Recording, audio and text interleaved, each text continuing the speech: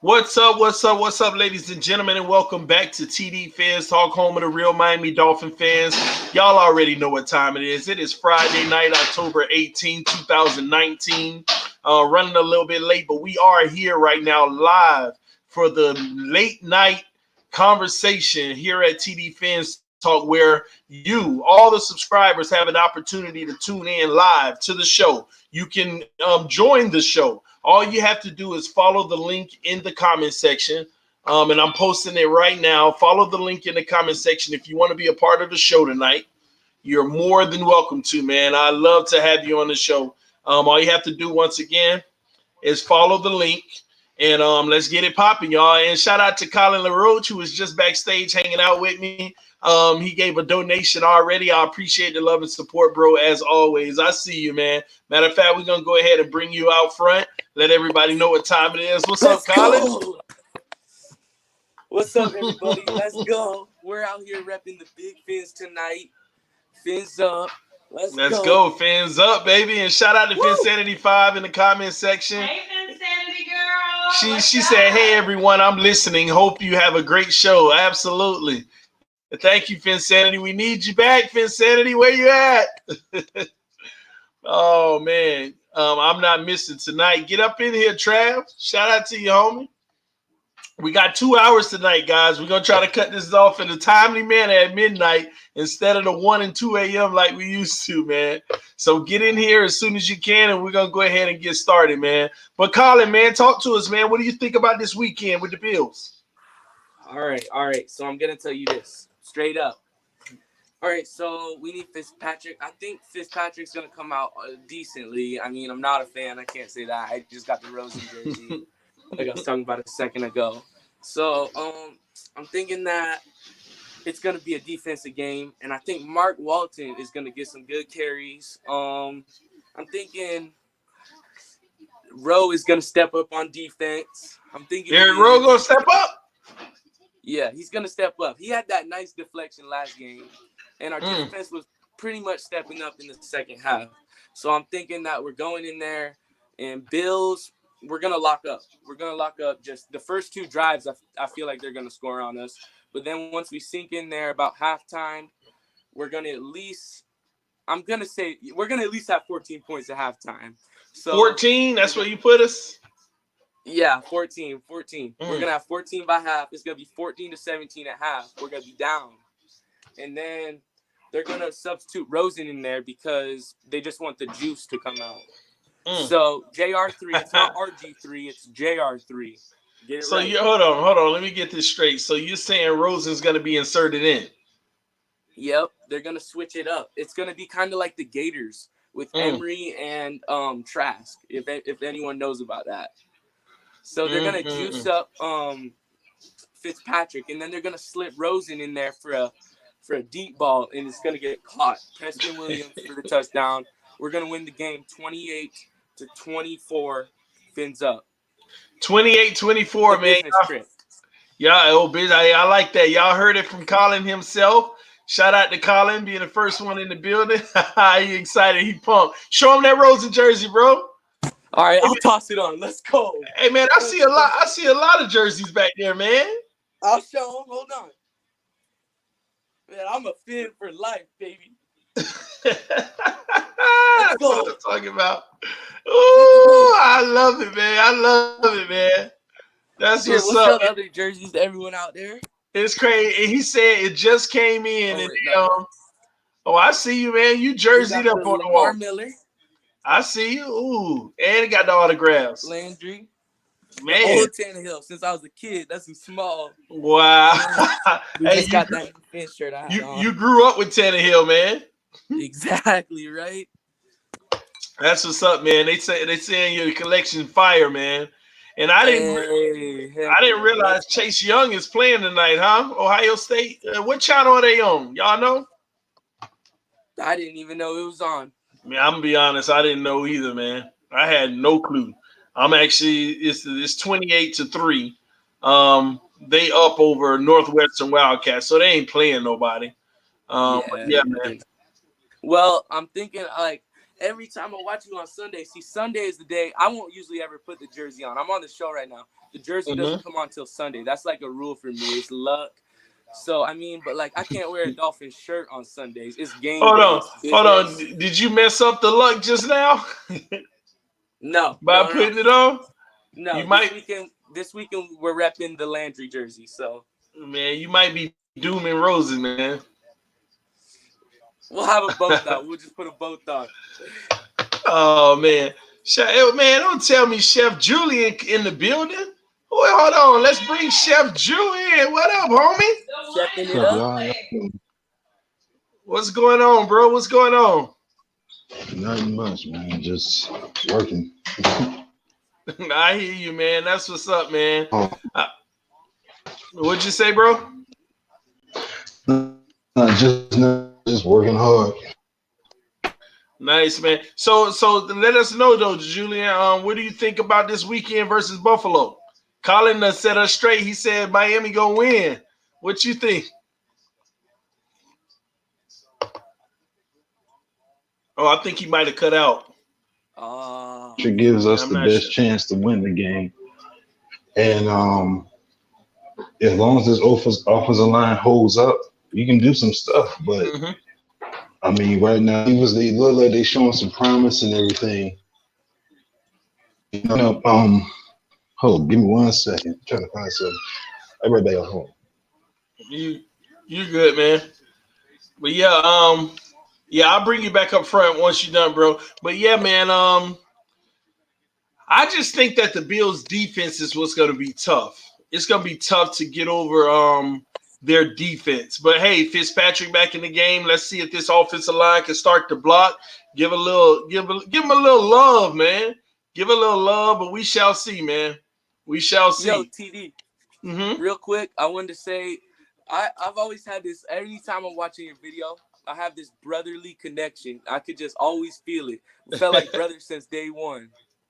Yeah, that's what's up, man. I appreciate that, man. Where you at anyway? You in Central Florida? Yeah. You said you went to Bethune, right?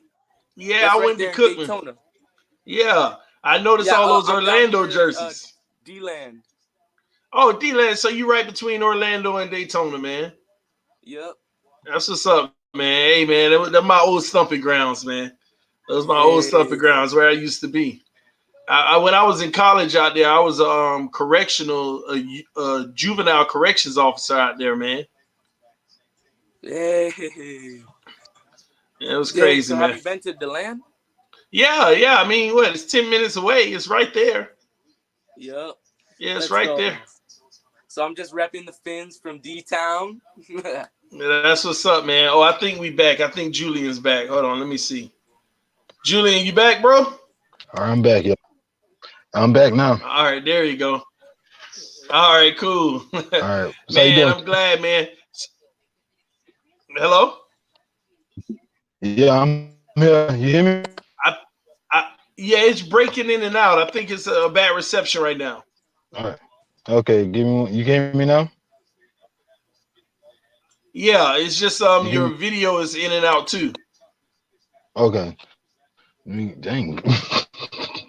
Hey, I'll be back. Now, give me back. Sometimes I'm about to go back and find real quick. Yeah. Sometimes you gotta sign out and sign back in. All right, we good. But yeah, man, if y'all want to join the conversation, like I said before, the link is in the comment section. We're going to get started. I want to hear from as many people as possible and figure out what's going to happen this weekend. Travis, in the building, but I ain't seeing nothing. Yeah. Oh, wait. Is that you, Travis? Yeah. You hear me? I can hear you. We just can't see you. What's up with your homie? Yeah, I can't see it. I'm trying to.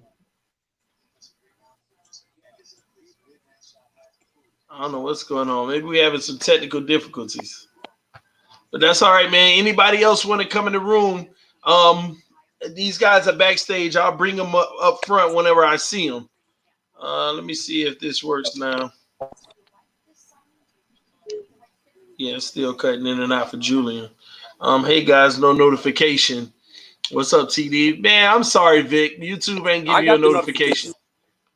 Hey, that's weird that you got the notification, though, Colin, because you got it before I even started the stream. I'm just sitting on YouTube and I just scroll. Okay. Clicking reset. I just reset. You're a YouTube lifer. I see you. That's what's up, man. That is what's up, man. I can't wait for this game Sunday. Anybody else want to join the? Huh? How much gear does TD have? A lot. I think I talked about this morning. I mean, the stuff around me right now is like probably 5% of what I have. I probably got about 25 shirts that are in great condition.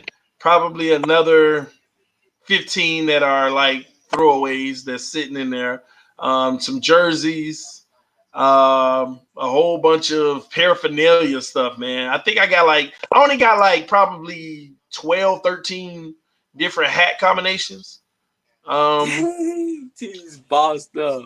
No, it's just I think 3 buckets, 6 fitteds, probably 4 or 5 baseball caps, different stuff like that, man.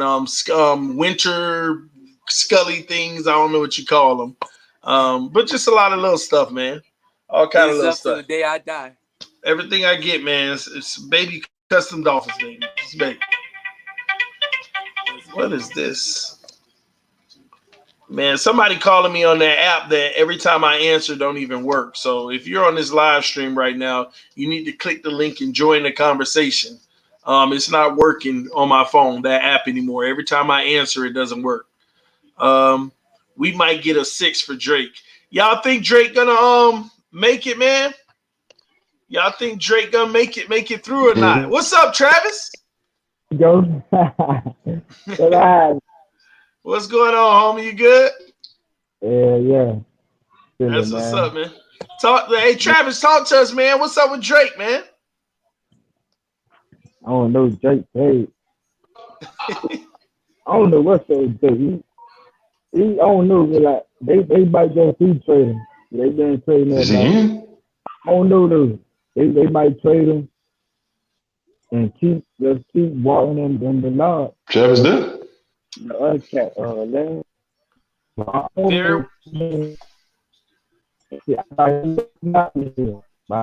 it be that research, man.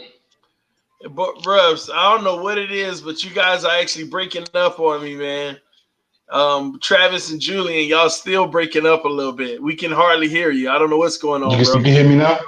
You hear me now? That too. I can hear you. It just keeps coming in and out. Oh, okay. Travis, I think he paused. Yeah, his reception is pretty bad from where he is right now. It might be the weather. Let me see. Hello. Oh, Dolphin on top. What's up, homie? What's up, bro? What's up with you, homie? You good? Yeah, I'm good, bro. Hey, Dolphins on top. I like that. Hey, how was school this week, man? Good. Good. You taking care of business, man? Getting them grades A1? Yep. That's what I'm talking about, man. Today, and I did it, and I got it. And it was half my grade, and I got all hundreds now. All hundreds, man. You had to get 199, man. Keep it real, man. That's what's up, man. You got to keep pumping them grades out, man. You say you're gonna be the Dolphins receiver, right? Yep. All right, man. I'm telling you, man. We need that. We need that in the Phins uniform. I'm gonna go get me a Dolphins jersey. I'm about to get me a Devontae Parker. You gonna get a Parker, man? Is that the safest jersey you can get right now? Yeah. You sure? For sure. All right, ain't nothing wrong with Devontae, man. I think he's gonna be on the roster for a while because the salary permits it for us. So that's a good move, man. That is definitely a good move. So when those grades come out, Dolphin on top, when we gonna see those grades? Next time they come out. Don't be hiding them from us, man. You're good, man. But that's what's up, man. Keep doing your thing, bro. Man, I'm so happy, man. What you think about this Sunday, Dolphins on top? We gonna win. And hey, what's the score? What score you got for us? 14-21. Dolphins up? Phins up 21-14. Man, you think man, that's gonna be tough though. Going to Buffalo, you think we got it, man? That defense is tough. It is. Yeah. It's gonna be super tough. Yeah, it is. So what's the keys to the game for you guys? We're gonna start with Colin. Talk to us, homie. What's the keys to the game? Keys to the game. All right, let's get straight to business here. Like I said, it's a business trip, so there's nothing but a straight face for this game. That's all it is. All right, so the keys to the game. First off, it's going to be Miami's pass rush. We got to pass rush the ball. Taco Charlton, he's going to show major improvements if it can get any better for him. Also, Mark Walton.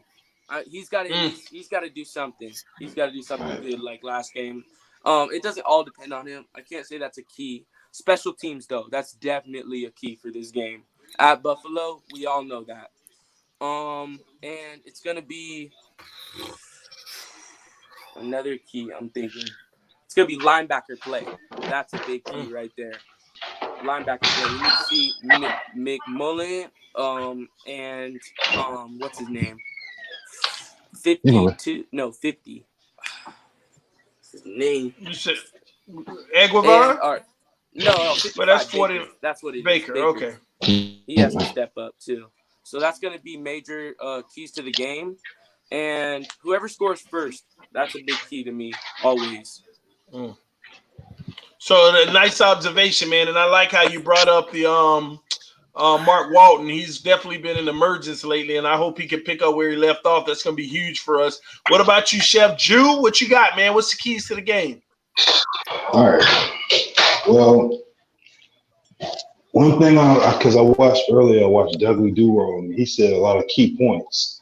And he said, we got to protect the quarterback. That's one thing we have to do. Offensive line have to do. I mean, we know what we need, but so far, this is like probably about the sixth rotation we had. But so far, they are. I see Rosen, not Rosen. You see Fitzpatrick. He is rolling around. He knows when the pressure comes, he runs. And I saw that at the last game. Next thing you know, open the hole, create holes for Walton. I seen him run.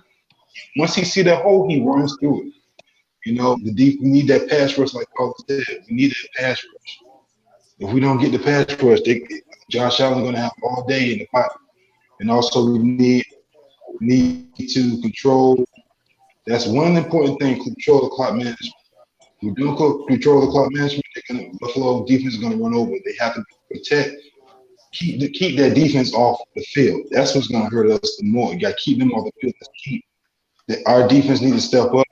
I know our secondary has been exposed a couple of times, but if we can control every three phases of the game, special teams, get more returns and everything, we can win this game. We just need everyone to step up. I know we might not have X-Man, which I call Xavier. I call him X-Man, but I call him that. We have him that game, and if not, I heard Kim Chi or something like that. They working their way back in. Indeed, he's working his way back in. So hopefully we have these guys back soon because I want us to at least win the first game, especially this is a big game.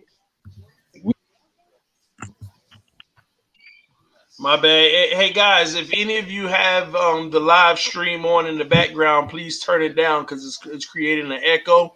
Just letting y'all know. It's creating an echo. Dolphins on top. Talk to us, homie. What do you think? What's the keys to the game? So the offense needs to go for bigger plays, deep shots downfield. We need to go for a little bit of running here and there because our running hasn't been too great. And the defense, they just need a blitz all game. Blitz the whole game? Yeah. So put more pressure on the quarterback pretty much. Yeah, and they need to do some man coverage here and there. Okay, I like it. So do you think single high safety or cover two? Yeah, cover two. Cover 2. Because I think our cornerbacks need safety help. So I hope we see a little bit more cover 2 given the circumstance right now. So and definitely good observation, man. Elder Bruce Jones in the building, ladies and gentlemen. What's up? How's it going, TD? I'm doing great. Yourself? Pretty good. Awesome. So talk to us. What do you think the keys of the game are this weekend? For this weekend? Mm-hmm. Who we playing? The Bills again, right? Yeah, Buffalo.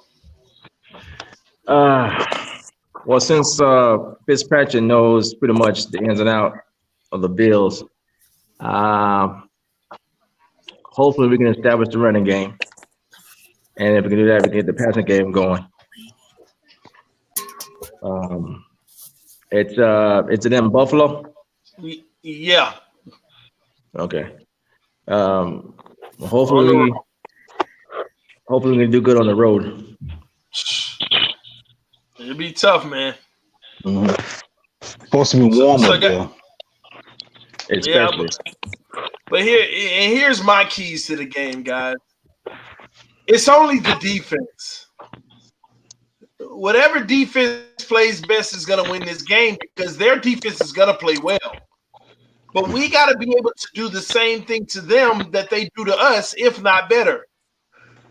We have to be able to stop them from putting points on the board and not turn the ball over. That's first and foremost. I think that we can actually hold their offense back if we can contain Frank Gore from pounding the ball on us. And that's not going to be an easy task.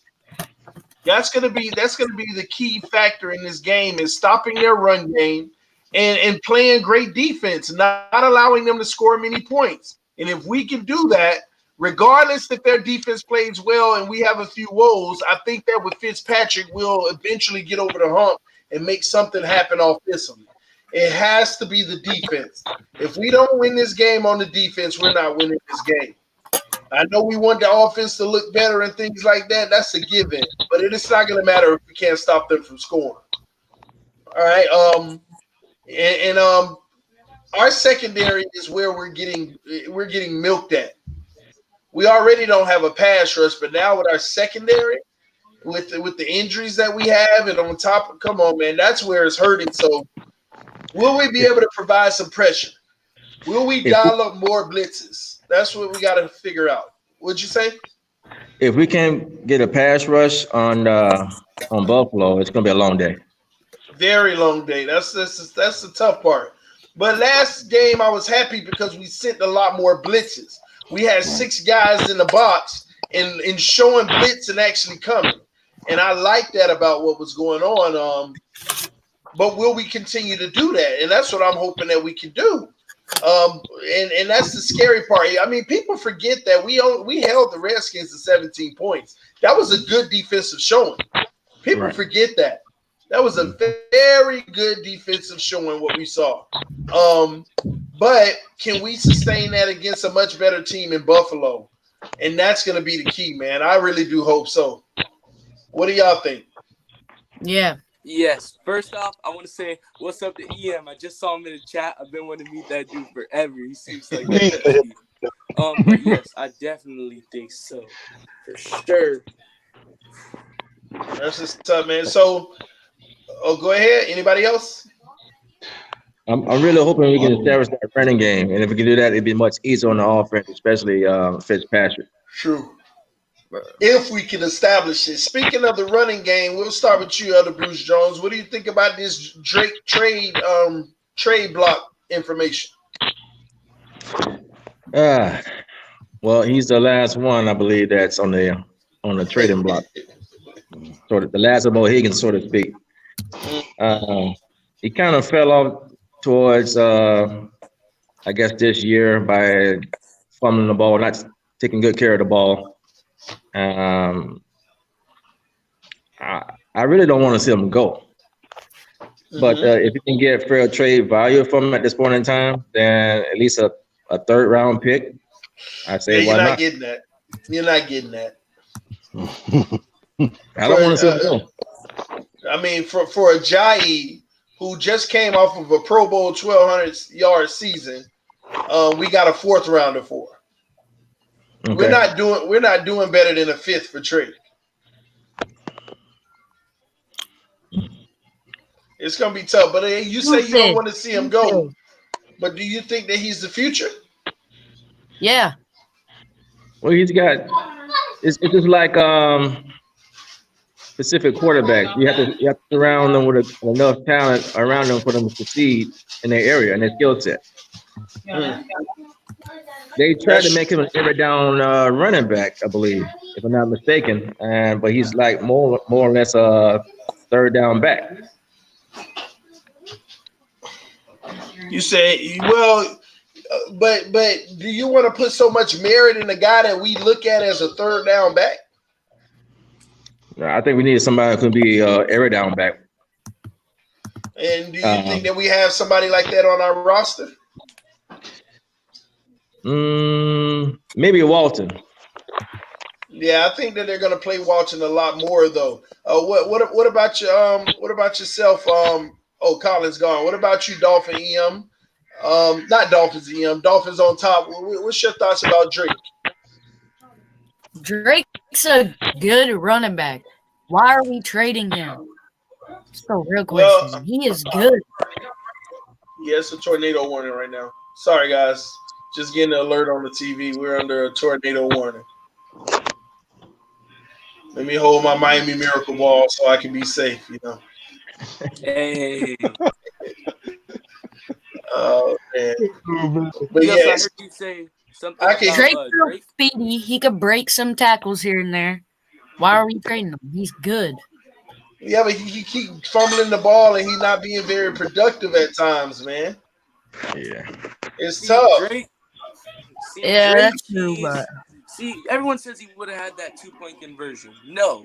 If you would have seen the defense on that, they busted through the whole line. He got scared. He heard the footsteps. He did not touch the ball on purpose. I want to say something about that 2-point conversion. I really think you probably should have at least went for the tie. Because where we're still in the game. I understand trying to go for the win, the juggler, but that play was destined to fail right from the get-go. Yeah. So if we were to at least tie the game, we got a shot to go in overtime and take it because we had momentum. So if we get the coin toss and get the ball back, we got the momentum on our side. Just march down the field, either get the field goal or the touchdown. But they decided to do otherwise. So. Yeah, I wasn't happy about the play call over anything. I'm gonna be honest. I actually don't mind us going for it. I just didn't like the call. See, I know people want to tie the game, and that's cool too. Live to keep fighting, live to fight another day. That's all good, but I wanted to, go for the win or don't go for nothing at all. Exactly. Keep that Dolphin mini helmet. Hey, TD repping the helmet. Mine old school. Mine just fell, so. Old school better than the new school. Absolutely, man. Let me see. Hold on, guys. Y'all give me 1 second. I got somebody coming in on the chat.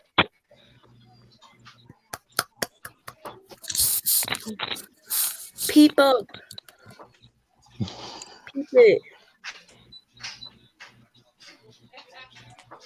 Hold up. Is that a Bud Light? I don't think he drinks it. No, I'm not drinking it. I'm not drinking it. It's empty. It's empty. It's empty.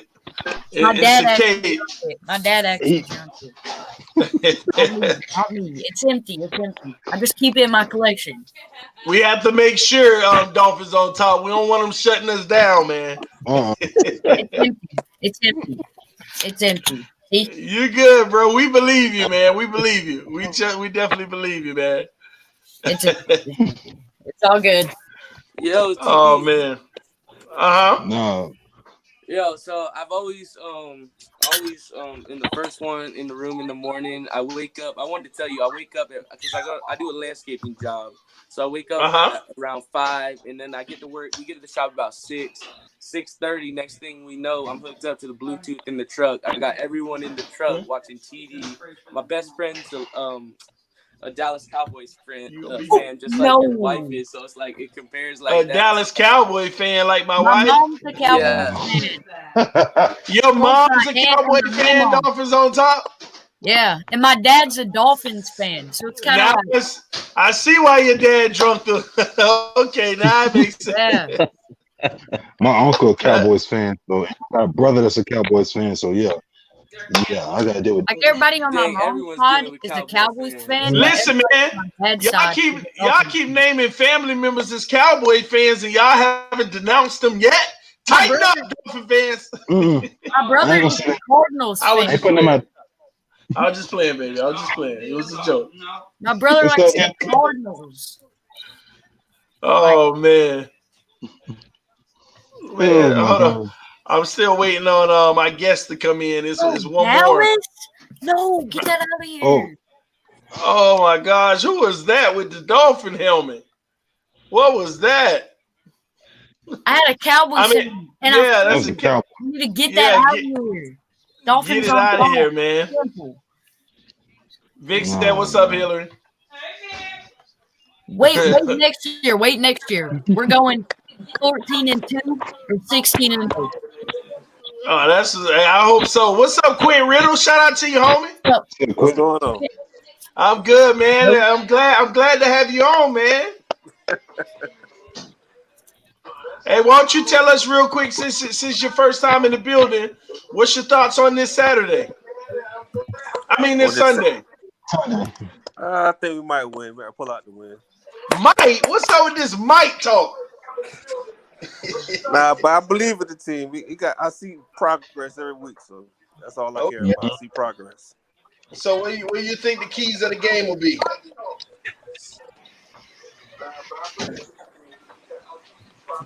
You heard me, Quint? Yeah. What do you think the keys of the game will be? Stop the run because I don't believe in their wide receiver. Look at that the wide receiver group is not good. As long as we can stop the run and we just keep the game close, we can win, pull out the win. Okay. So stop the run, keep the game close, pull out the win. You think Rosen gonna get a chance to play, or is it gonna be all Fitzpatrick? To me, they should have never pulled Rosen. They should let Rosen keep playing. Exactly. Because the offensive line is the reason why Rosen is not playing well. If he had the better offensive line, we'll see how good Rosen really is. I agree, man. I mean, it's the same thing I've been saying all the time, and people ignore that, and it's an important fact, you know? Just like I tell people about better than Fitzpatrick. I'm a Tannehill supporter just like you, TD. Hey, man. And you're going to see the real Tannehill on Sunday. Exactly, man. Watch. I'm telling you, Sunday at 4 or 5 p.m. Just like I tell people who I work with, they tell me Tannehill suck. He's the reason why the team suck. No. The whole team suck. It's plenty times. And this man throw bullets and everything, man. He didn't. Especially Houston. You should have never traded Tannehill. He was good. No, we traded Tannehill because it was worth too much money. It was that was a money situation. If Tannehill was rebuilding less money, he'll still be on the team. Yeah, during something. 96 point mil. 96 mil. To be good for 3 years before I say you're the greatest of all time. You gotta have consistent work for 3 years to be the man. Mahomes didn't do nothing. He had 1 year flash in the pan, and everybody figured him out. Exactly. Like Cam Newton. Cam Newton had that one great year. What happened to him after that? To me, Cam Newton has terrible mechanics. Never gonna be. You'll never be the top echelon of quarterback playing like that. That shot put. Passing he got. But for the life of me, man, it's almost sad how people talk about Tannehill, and I don't see how they don't see his real talent. It's sad. I don't see how they don't. Like they're like, all right, if Trent Dilfer and Brad Johnson can win the Super Bowl, Tannehill can win the Super Bowl. Oh my God, what's up? What's up, Dolphins on top? But TD, when I was younger, I had this Dolphins shirt, and it was a Tannehill shirt. So, how old were you? I was like 10 or 9. Wow, man. But now I'm 12, almost 13 in March. Man, you mean to tell me, hold on, you're about to be, where you're 12? Yeah. So you were 5 when Tannehill came into the league. Yeah. Man, that's what's up, man. That is what's up. Hold on. Hey, TD. What's up with you? So, you basically saying that if they could have restructured Tannehill's contract, would he still be on the team, you think? There's two ways to look at that.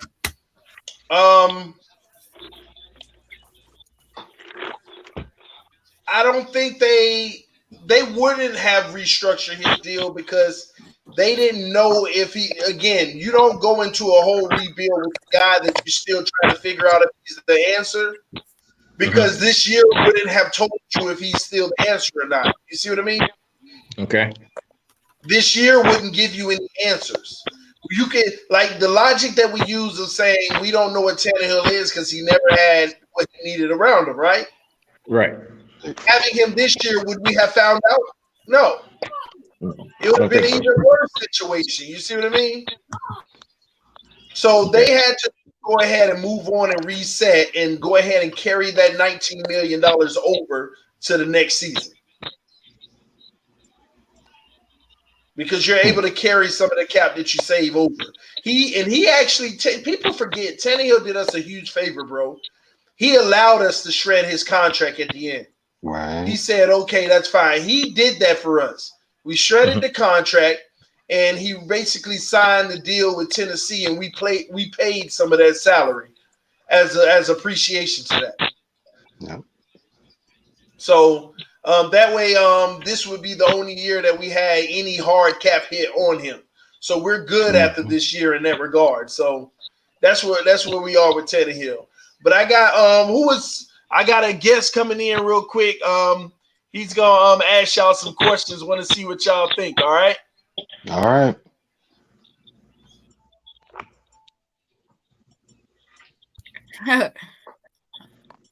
There you go. What's good, fellas? What's good, fellas? What's good, yeah. Yo. Give me 1 second. Give me 1 second. Okay. It keeps like switching around. It's getting me kind of confused. Organizing it. Oh. I pulled this Joey Bosa. Hey, EM, let's go. Yes, sir. What's going on, man? What's going on? Let's go. What's So, up, EM? EM? You got to remember me from the chat. Let's go. All right. What's up, EM? How's your day?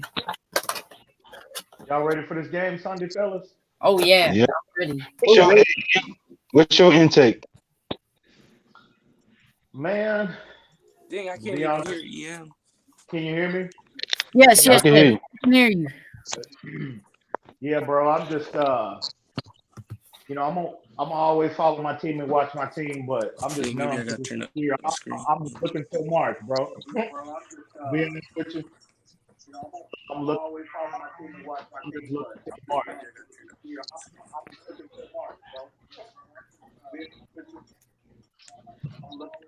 Wait, what? Can you hear me? Y'all hear me all right? Yeah. Y'all just hear what I said? Did I come through all right? Oh, I didn't hear that last part. Hey guys, remember if you have the video playing on another monitor in the background, it's echoing, so you have to turn your background down. I can hear echo because we can hear somebody's stream playing in the background. So y'all have to make sure that y'all check that out. Yeah, that I was hearing the echo. I can't hear no one.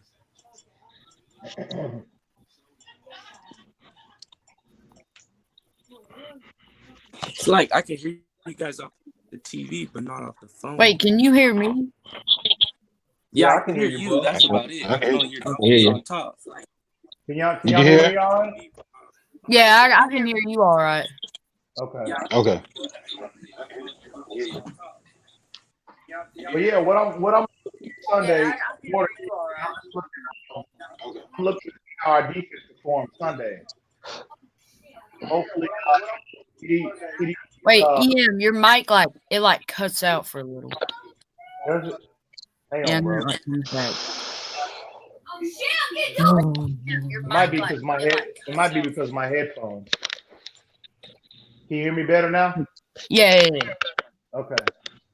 Yeah. To be honest with you, I'm looking Sunday. I'm really looking forward to see how our defense performs Sunday. Yeah. And see if they can springboard off that performance they had against the Redskins. So other than that, man, I'm just looking for not just this Sunday, but for the rest of the year. I'm just looking for nuggets we can take with us, going into next year. Any bright spots we can take with us going into next year. Right. We can take with us, going into next year. But Kenyan Drake needs to go.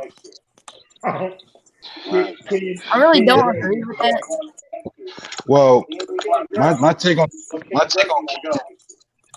my thing is with him. I be in the game. Like I be in the game. Yo, I don't know what to tell y'all. The thing is with him.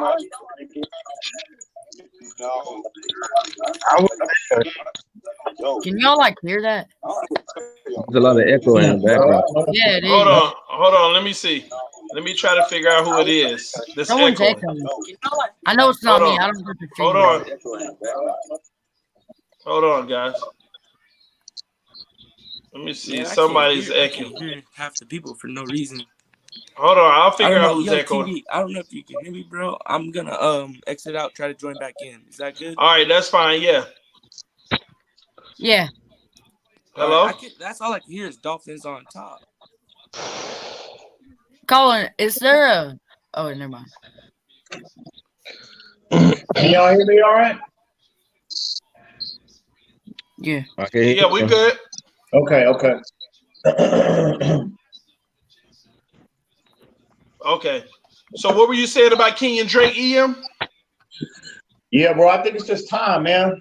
If we can get, I mean, at this point, I would take either a fifth or sixth for him. I just don't, they're not gonna. I don't think they're gonna re-sign him, especially for the money that he's looking for. And it's just time to move on. You know what I mean? Time to move on. So who's the future at the position? Are they on the roster right now? That's a good question. That is a good question. I really don't. Man, that's a tough one, bro. I want to believe. I really do want to say it's Kalen Balazs. Man, I really do. But man, he's giving us nothing, absolutely nothing.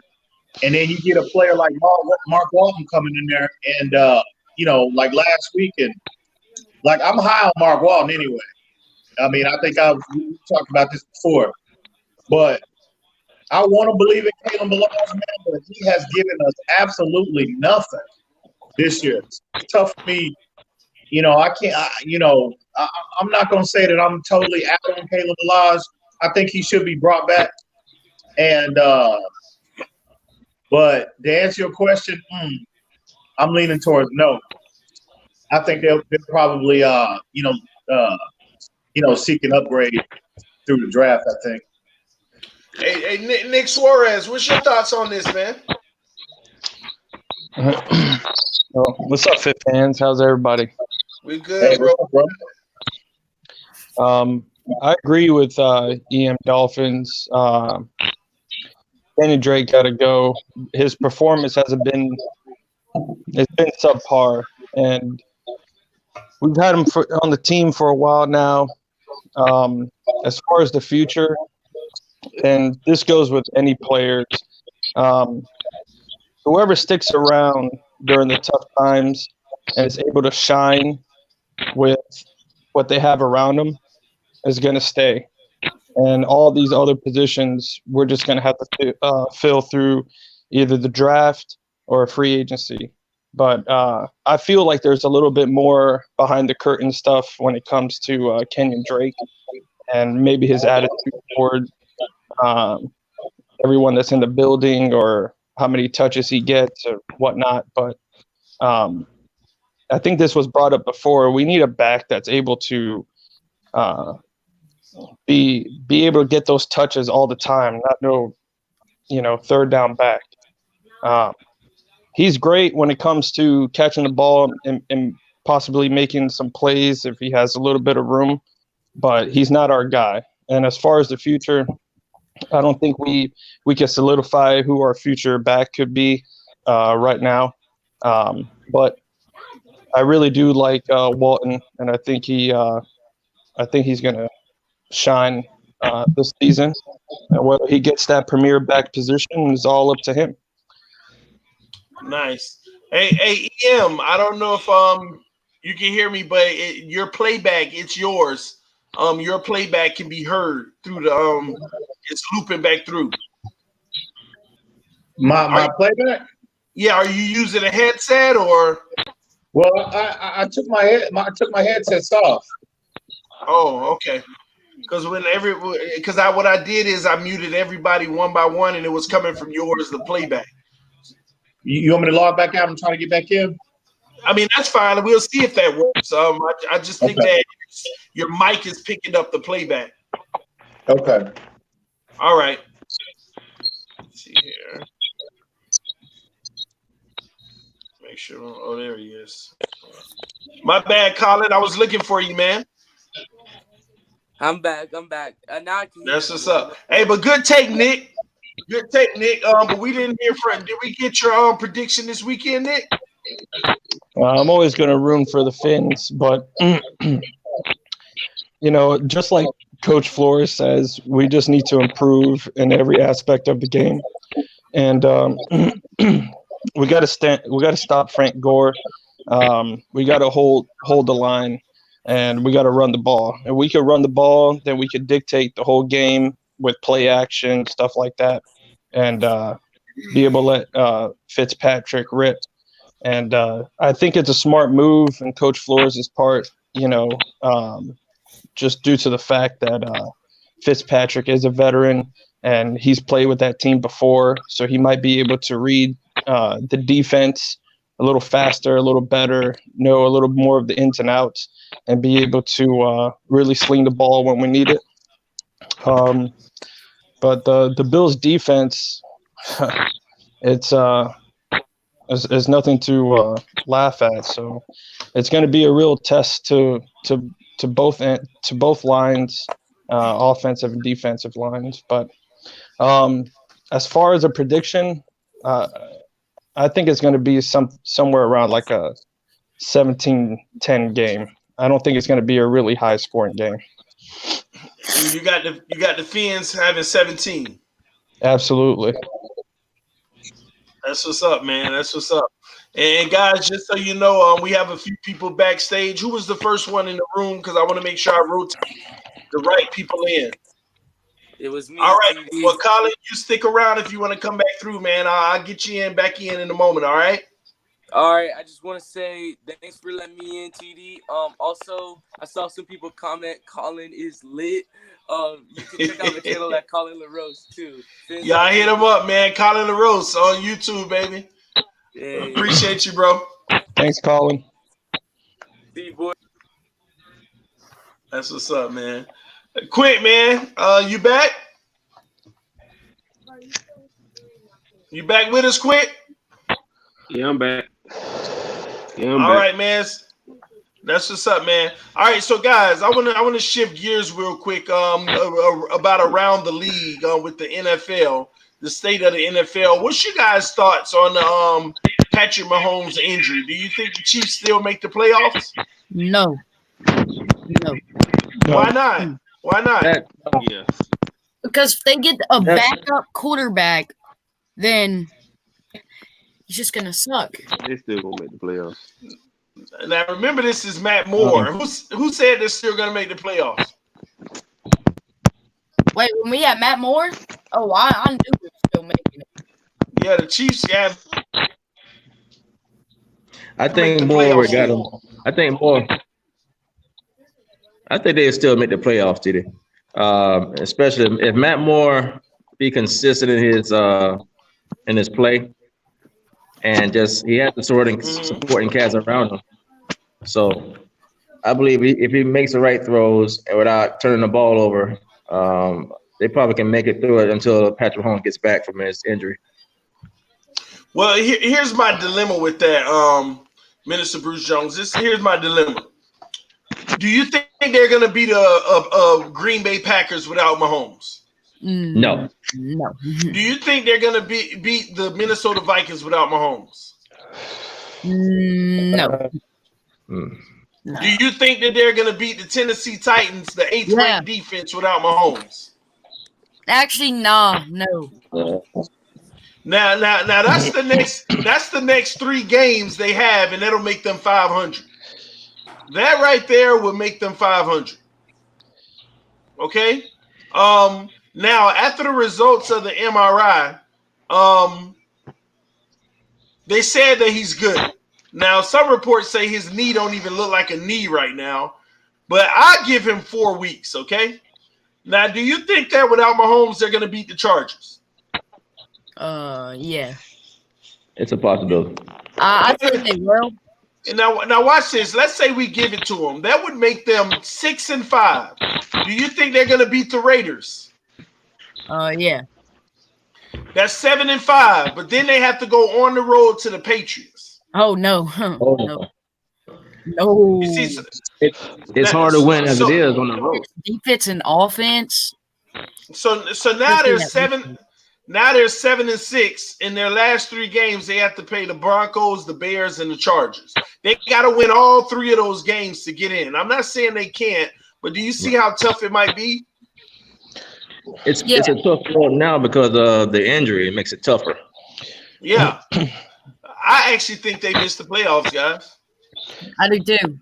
I agree. They're going to lose to the Broncos. They're going to try to rush.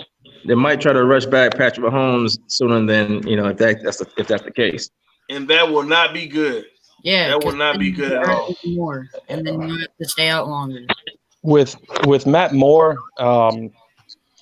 here's the thing: like we as fans, criticize throwing a QB in there, a rookie QB, and they got to learn the playbook. There's synergy with players, and Matt Moore, he's a good QB, but I think they even mentioned it in the last game. This is the first time that he's actually working with the first rep guys, and that was in game. There's a big learning curve there, and there's a lot of plays that he has to catch up on, and I think we'll see some spurts from him, but I don't think they're going to be going to the playoffs. And if they do rush Mahomes back in and he gets injured again, I mean, that could be a career-ending injury. So, yes, it definitely could end his entire career. Do y'all think that Rosen's days in Miami are over, given the recent? No. Josh Rosen's days? Yeah. Next year, when we actually I don't think so. Good draft and stuff, let Rosen be our QB for the full season, and we're gonna have a good record, and we're gonna go to the playoffs. We're gonna go to the Super Bowl, win, and boom. What about you, Ian? What's your thoughts? Really, y'all already know what time it is with me. So you just you counting the man. I'm talking about given the recent situation. Do you think that tells us that it's over for him?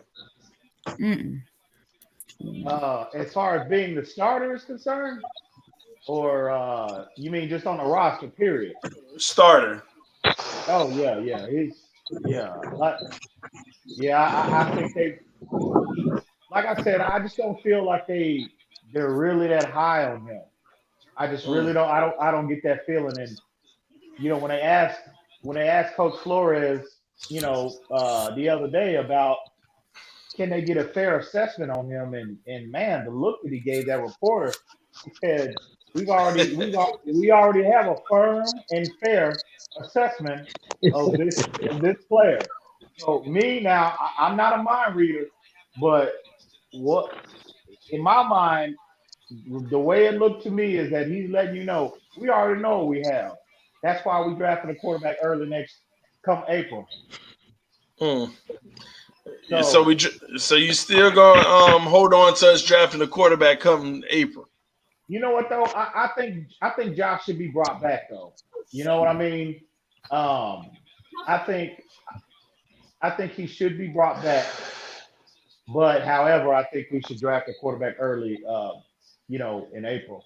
But again, like I said, it's a win-win. If whoever they select, whatever quarterback that is, and just bring them in and have a true, build around them, get help for both quarterbacks.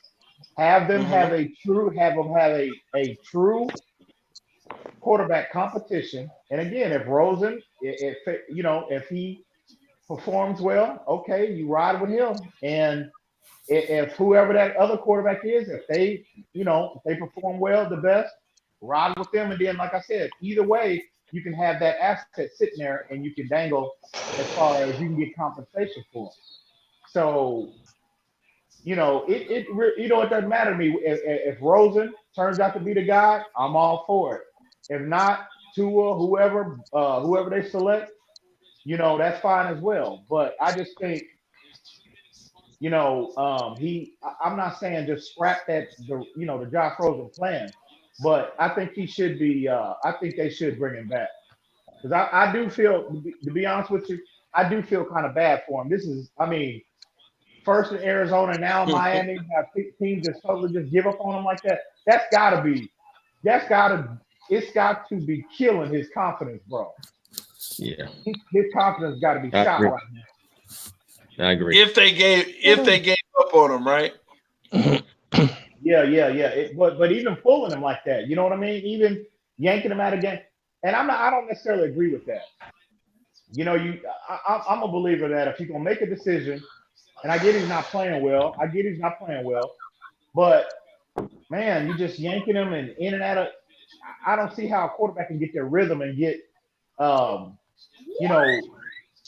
feet, firm, get their feet set, get their mind set in a situation like that when they're worried about getting yanked. Okay, if I throw, three incompletions, they're worried about getting pulled. You know what I'm saying?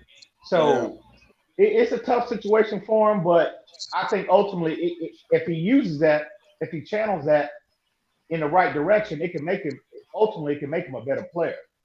And so that's why I think he should be brought back, and whoever they select, just have a true quarterback competition. It's a win-win for everybody. I think Coach Flores is giving us the answers to the test, man. He's always saying that he wants to put the players in that gives the best chance to winning. And I was all hyped about Rosen, coming to Miami, but I'm reading between the lines, and Flores is, just like EM said, we're not mind readers, but just him pulling Rosen out of the game, putting Fitz in, and saying that he, coupled with saying that they have an evaluation on Rosen already, and his motto, he's going to put the players in that gives us the best chance to winning. I feel like they seen something in Rosen where, it's not concrete. I agree. And I think it's more so like TD. We discussed this the other night. And it might be just the offense. He just might not have that skill set that they covet, and they think can be, to be successful in this scheme.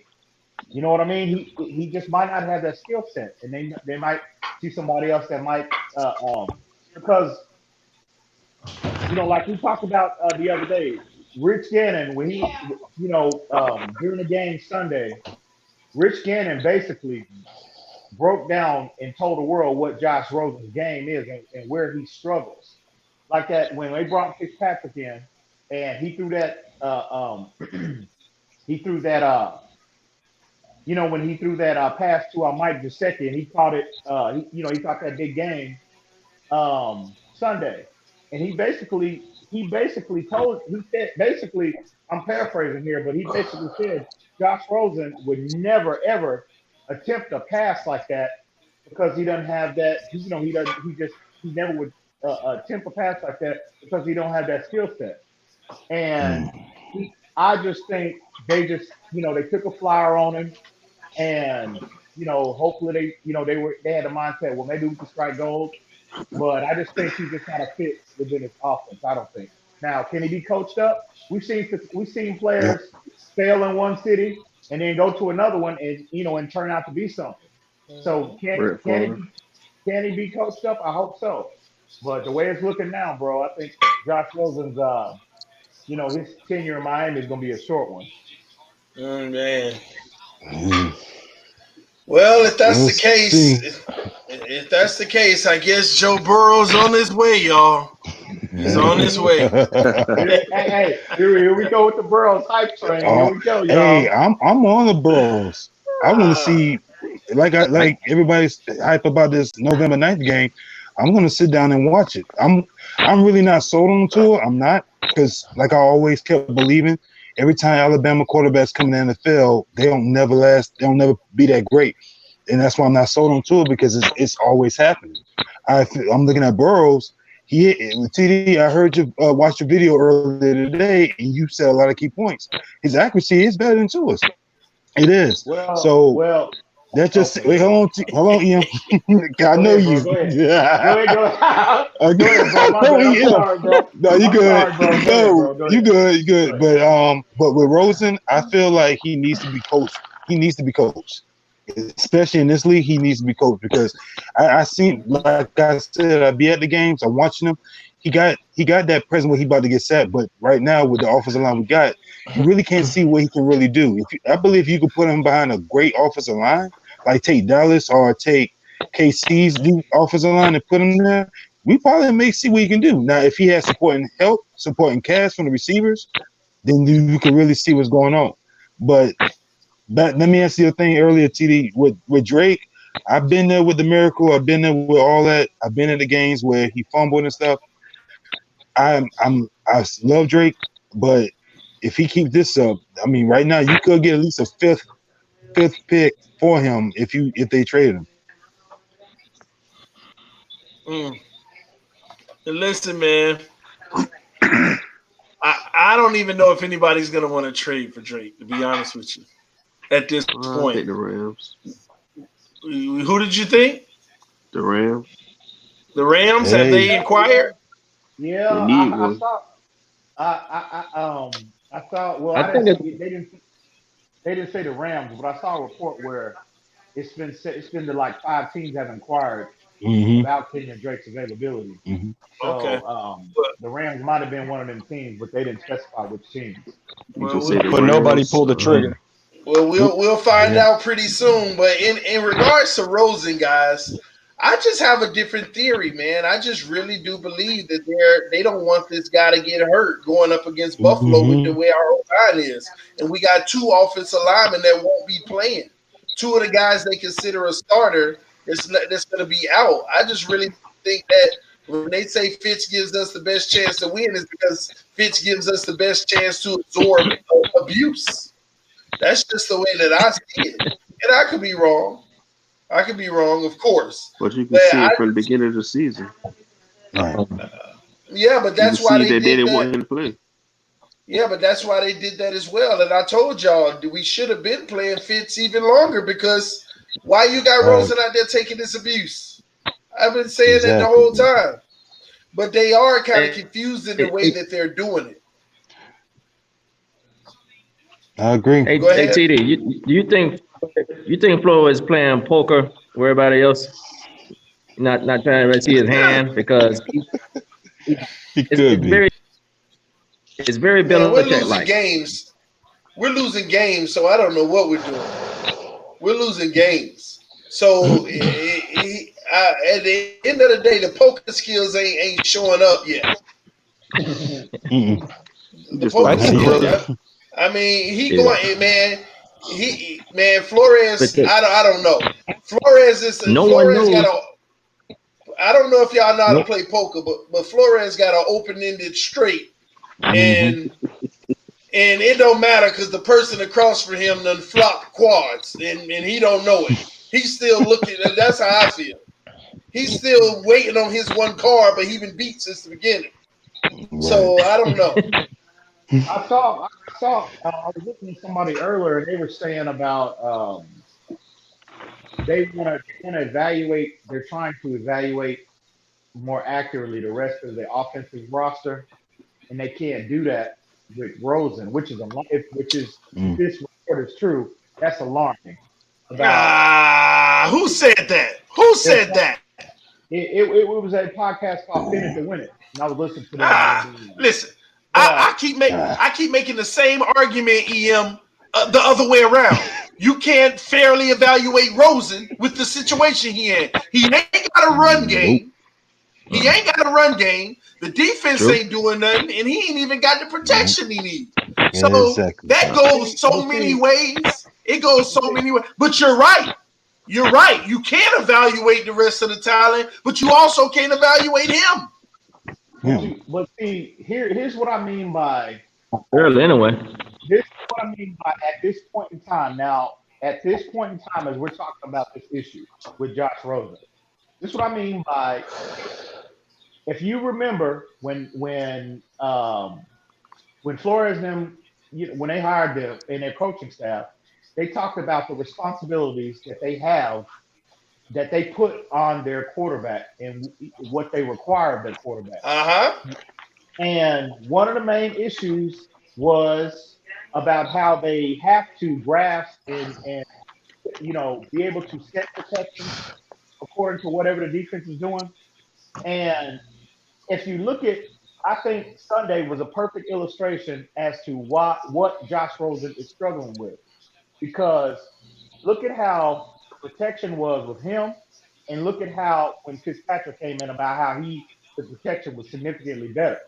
See, a lot of people think, oh, well, our offensive line. Stop blitzing. That's a lie. A lot of people think that our issues that we have up front is just because guys are just getting beat. That is true. There is some validity to that. But also, the quarterback within our offense, they have to be able to identify where the pressure is coming from and adjust accordingly. Josh Rosen is struggling with that. Trying to chase the narrative to your point of view. That's all it is. And that's a lie. That's a lie. Stop lying, man. Hey, if you stop lying to yourself. That's the same thing with Tannehill. He had a trash offensive line, a whole bunch of first-round players with a whole bunch of injuries. You told him so he had the best offensive line. The 1 year he had a decent offensive line, we made to 2016. Come on, man. That was his best year. That was his best year. You could say 2014 was Tannehill's best year. He threw 4,000 yards, 27 touchdowns, 12 interceptions. This is his best year in 2014. Who said Tannehill with a trash offensive line? He just had camaraderie with the receivers. I never said Tannehill. That's what you failing to realize. It don't matter what quarterback we have. And what he's saying to you, EM, is the fact that you're saying that the line block. I mean, it was different when Fitzpatrick was in, and that's why it was different. Okay.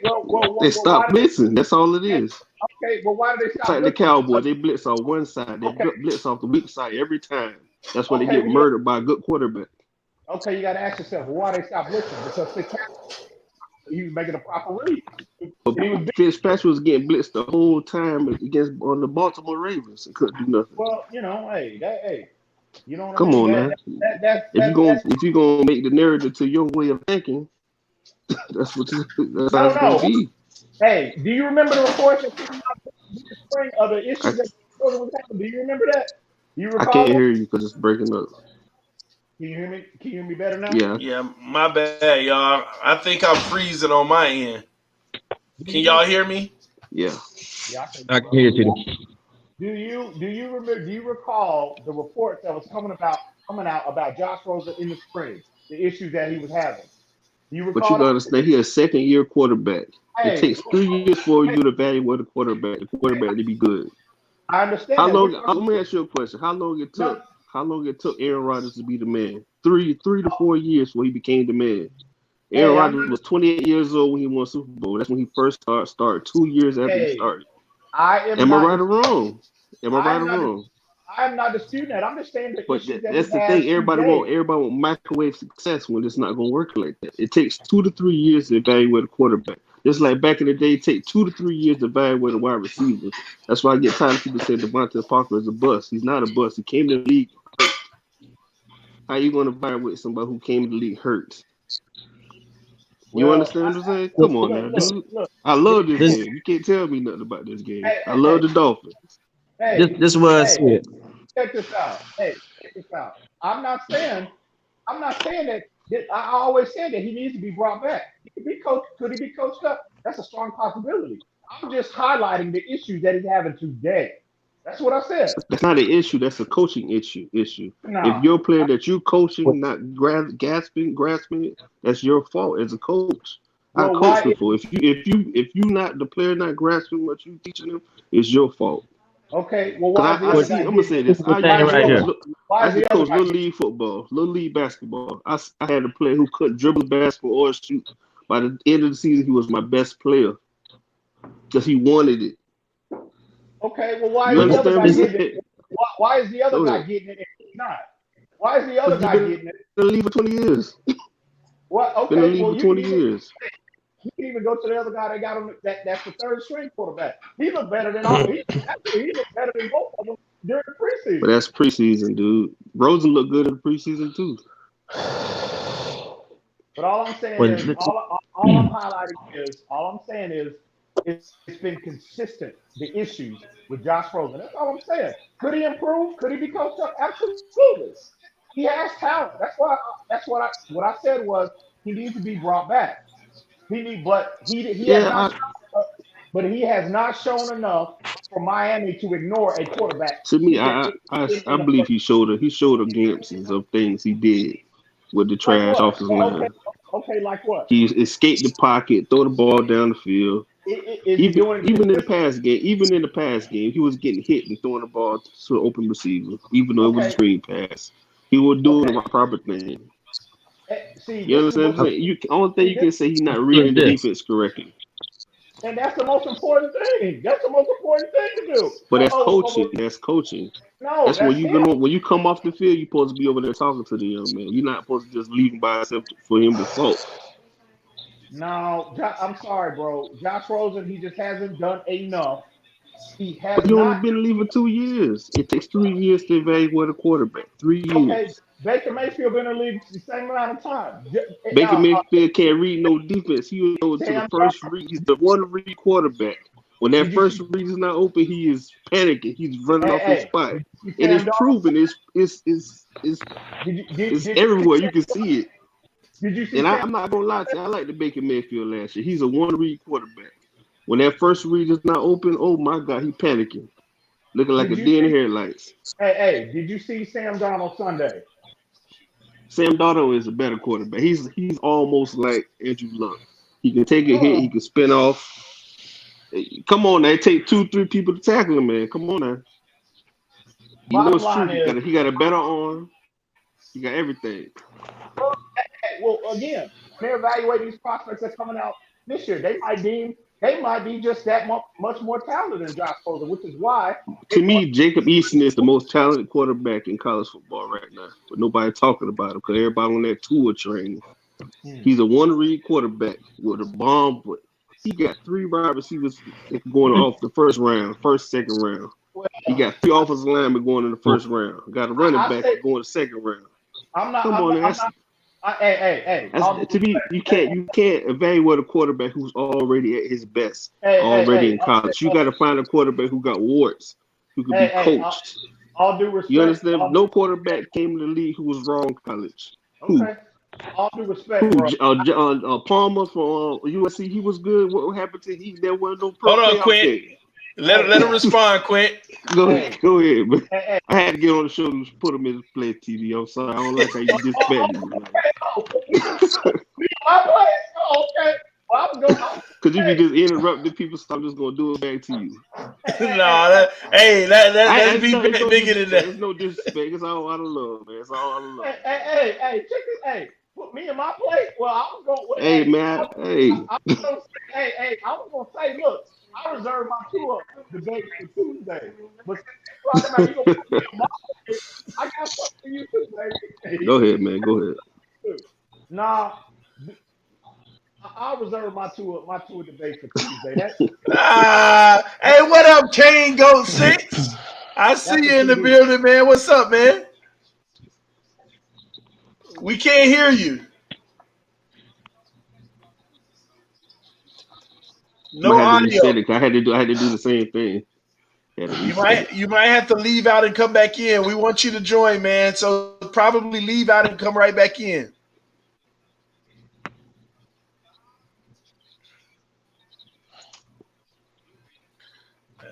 Y'all boys hilarious, man.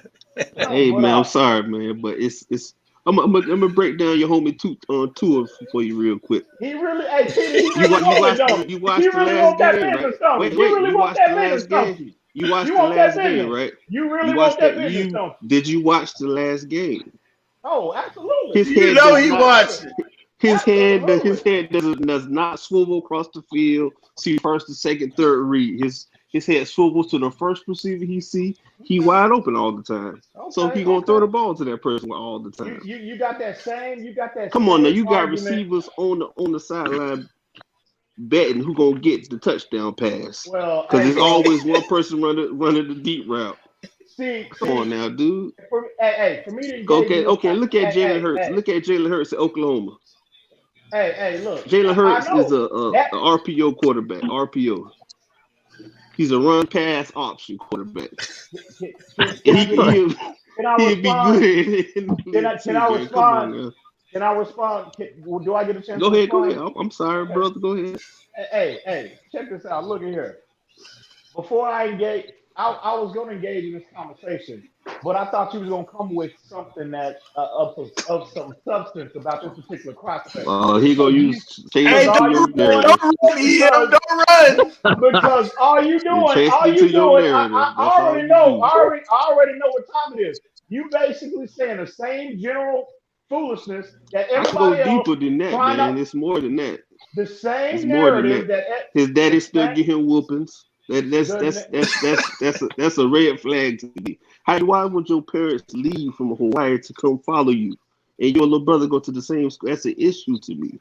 Why is your parents? Well, the last time a father was all up in their kids' business like that, what happened to the little white boy? He went crazy. Now he a painting somewhere in California. Remember that white boy back in the 80s? No. Supposed to be the prototype. Come on now, dude. Or you can say it's Alonzo Ball situation. Alonzo, come on now, man. You don't want that. You don't want that pressure on your kids. You're supposed to have fun. I say again, can I get a chance to respond? Let him respond, Quint. Can y'all hear me now? Yeah, we good. I can hear you, bro. Yeah. Okay. You good, bro? What's good, fellas? What's good, man? Entertaining show tonight. Good and entertaining tonight. All the way from Lakeland, Florida. I'm just representing long-time Miami fan, Hurricane That's fan. What's up, man. Just wanted to stop in and say what's up to y'all guys, man. Y'all good people. Man, what's going on? So them Canes need to tighten up, man. I ain't even gonna get on. We ain't gonna talk about them right now because they gonna have me acting up, man. They better take care of business tomorrow. But anyway, you say great from the Canes. The Canes got my head. Man, so you in Lakeland, Florida, man? Yeah, man, Lakeland, Florida, not too far. I heard you was in Orlando, man. We'll catch up soon, man. Yeah, we Central Florida, man. That's what's up, man. That's what's up. But so what you think about Sunday, Kane Goat 6? I think we got a chance to win. I am gonna go ahead and be honest. I'm pretty much done with the season. I mean, as far as I'm still gonna watch our team and see if we can find some players that maybe haven't gotten some spotlight. Maybe that'll shine in the moment once they are thrusting. Cause coming down, we're gonna start putting some players in that ain't been getting some playing time. So maybe we find some diamonds in the rough. Maybe some of these players start accepting the coaching, because sometimes it's not always the coaching. The players have to actually accept the coaching and listen to what is being coached.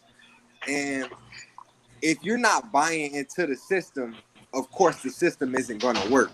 You know what I'm saying? If you got 6 out of the 11 guys on the ball of offense, you know, buying in, and the other 5 doing whatever they want to do because they don't think we're going to be able to do nothing, then the play is not going to work. It's never going to succeed. You know, so it's kind of hard to tell if we lacking heart or if we just lacking experience right now. And I think a lot of it has to do with experience, man. And so not you do only think that, it is experience and not heart. yeah, and the camaraderie of Okay. action, and it's experience more than anything. These guys don't know how to win yet. Who's won on this team? That's true. Who's won? You know what I mean? You got to build this, and they got to build on top of that, and then they got to start getting a few wins here and there. Then they got to understand how it feels to win, and not act like they never been there before. You know? I agree. Look, the Patriots can win a game winner at the end. They'll be a little excited, but do they act like it was their Super Bowl? One of the coolest things that I ever heard was Tom Brady got mad at one of his players because he was excited about being elected to the Pro Bowl. He told him, we don't get excited about going to the Pro Bowl. We play for the Super Bowl. Because none of them go to the Pro Bowl. Yep. If you go into the Super Bowl, you're not even worried about the Pro Bowl. That's irrelevant. Exactly. That's not even on our radio. We looking to win every game, every week. So it's a mindset. It's a mindset that we have to get into as a fan base, as a team. That, you know, once we can win, you know, once the pieces are in place. So that's my take on it. That's what's up, Rosen, man. though, I am going to say with Rosen, I am not a Rosen fan. I feel like he's soft. I don't like quarterbacks that are soft. I like my quarterbacks to have some type of moxie, some type of swag, or I just don't see it in Rosen. My that thing grit. is that grit. That's exactly what I just don't see it. I want to see when my guy, when my quarterback throws a perfect pass and it hits the receiver in the chest and he drops it. If my quarterback's not digging into him, then he's not my quarterback. You know what I'm saying? Like, I need somebody that's going to make the team button up. Oh, man, my quarterback just jumped into him on live television. And you know what I'm saying? He doesn't care about what anybody thinks about the situation. But, you know, we need that as a team and as a franchise. See, I'm with that, man. See, I'm with that thought process. See, I ride with that thought process all day. What do you think about that, Nick? In reference to the Josh Rosen or his grit? Yeah. Yeah. I got a little bit of a different aspect on it. I think Rosen, he has skills. He has the skill set, but I think it's all mental. I think he's just getting in his own way. And I think he wants to perform so perfectly that it's hindering his game. Exactly. And if he can't get out of his own way, then we need to look at something else, you know, and whether it's Tua or whoever, we need someone that can not only have the skill set, but have the mentality to go out there and make things happen, you know. And when we talk about QBs, you know, hey, listen, in reference to Tua, I'm going to play devil's advocate. And there's as a quarterback and a wide receiver, you still have to make that connection. You know, you still got to make that throw. And I watched a couple of Tua's games, and there were some contested throws where it was right on the money with the wide receiver. I saw the pocket collapse, him run, throw on the run, which is awesome. You know, and you have that versatility. But Rosen, I think that if he can get out of his own way, I mean, we've seen him thread that ball into tight windows, and but I just think that he's trying to play perfect and show Flores that he's the future, so much that he's taken on all this unnecessary pressure. And that's when Fitzpatrick comes out and he says, you know what, I don't care. I'm going to sling this ball like I've been doing for X amount of years. And he's going to shine. He's going to look better than Rosen because he doesn't have that mental block. My thing with Tua is that how many uncontested layups are you going to make, you know, before they call you Shaq? You know what I'm saying? He basically has, it's a layup every play. It's a 5-yard slant that's going 60. It's a screen pass. It's a great design route combination. And yeah, granted, he is making the throw, but it's just hard to get a good evaluation when it's so wide open. Those throws are never going to be, you know, that open unless you have some great offensive play caller, like you know, and the great offensive play callers are struggling in recent weeks. But what y'all? Go ahead. It's not his fault. It's not his fault though. I mean, no, it's not. It's not though. It's just hard to get an evaluation. That's all I'm absolutely. saying. But he is making the plays when called upon. See, what y'all are failing to realize is this: that you love y'all see Tua. hang on. I'm messing with you, bro. You know that. And y'all hate that young man. It's a shame. Y'all need to be ashamed of yourself. Really. Nobody hates him, but it's not hate. I hate the hype, but this is that's the word I was looking for. This is what you guys are not taking into consideration when y'all make statements that it's hard to get an evaluation of him because he's throwing to wide open receivers. Okay. He is playing with talent. Come on with this Tua stuff, man. Dog, we done did this, dog. Don't talk to that, dude. Nah, fool. Can I get my point in? Dog, we talking about the Dolphins, fool. You over here with this Tua stuff, dog. We don't want to hear that, yo. Hey. I didn't bring that up. They brought that up. Hey, did I bring Tua up tonight? Did I bring Tua up tonight? Dog? Dog, you finna turn it into that. You couldn't wait for somebody to talk about quarterbacks so you can start talking about that. Don't even start that, fool. Look, dog. Hey, look, man. Why we gonna talk about the Dolphins. All right.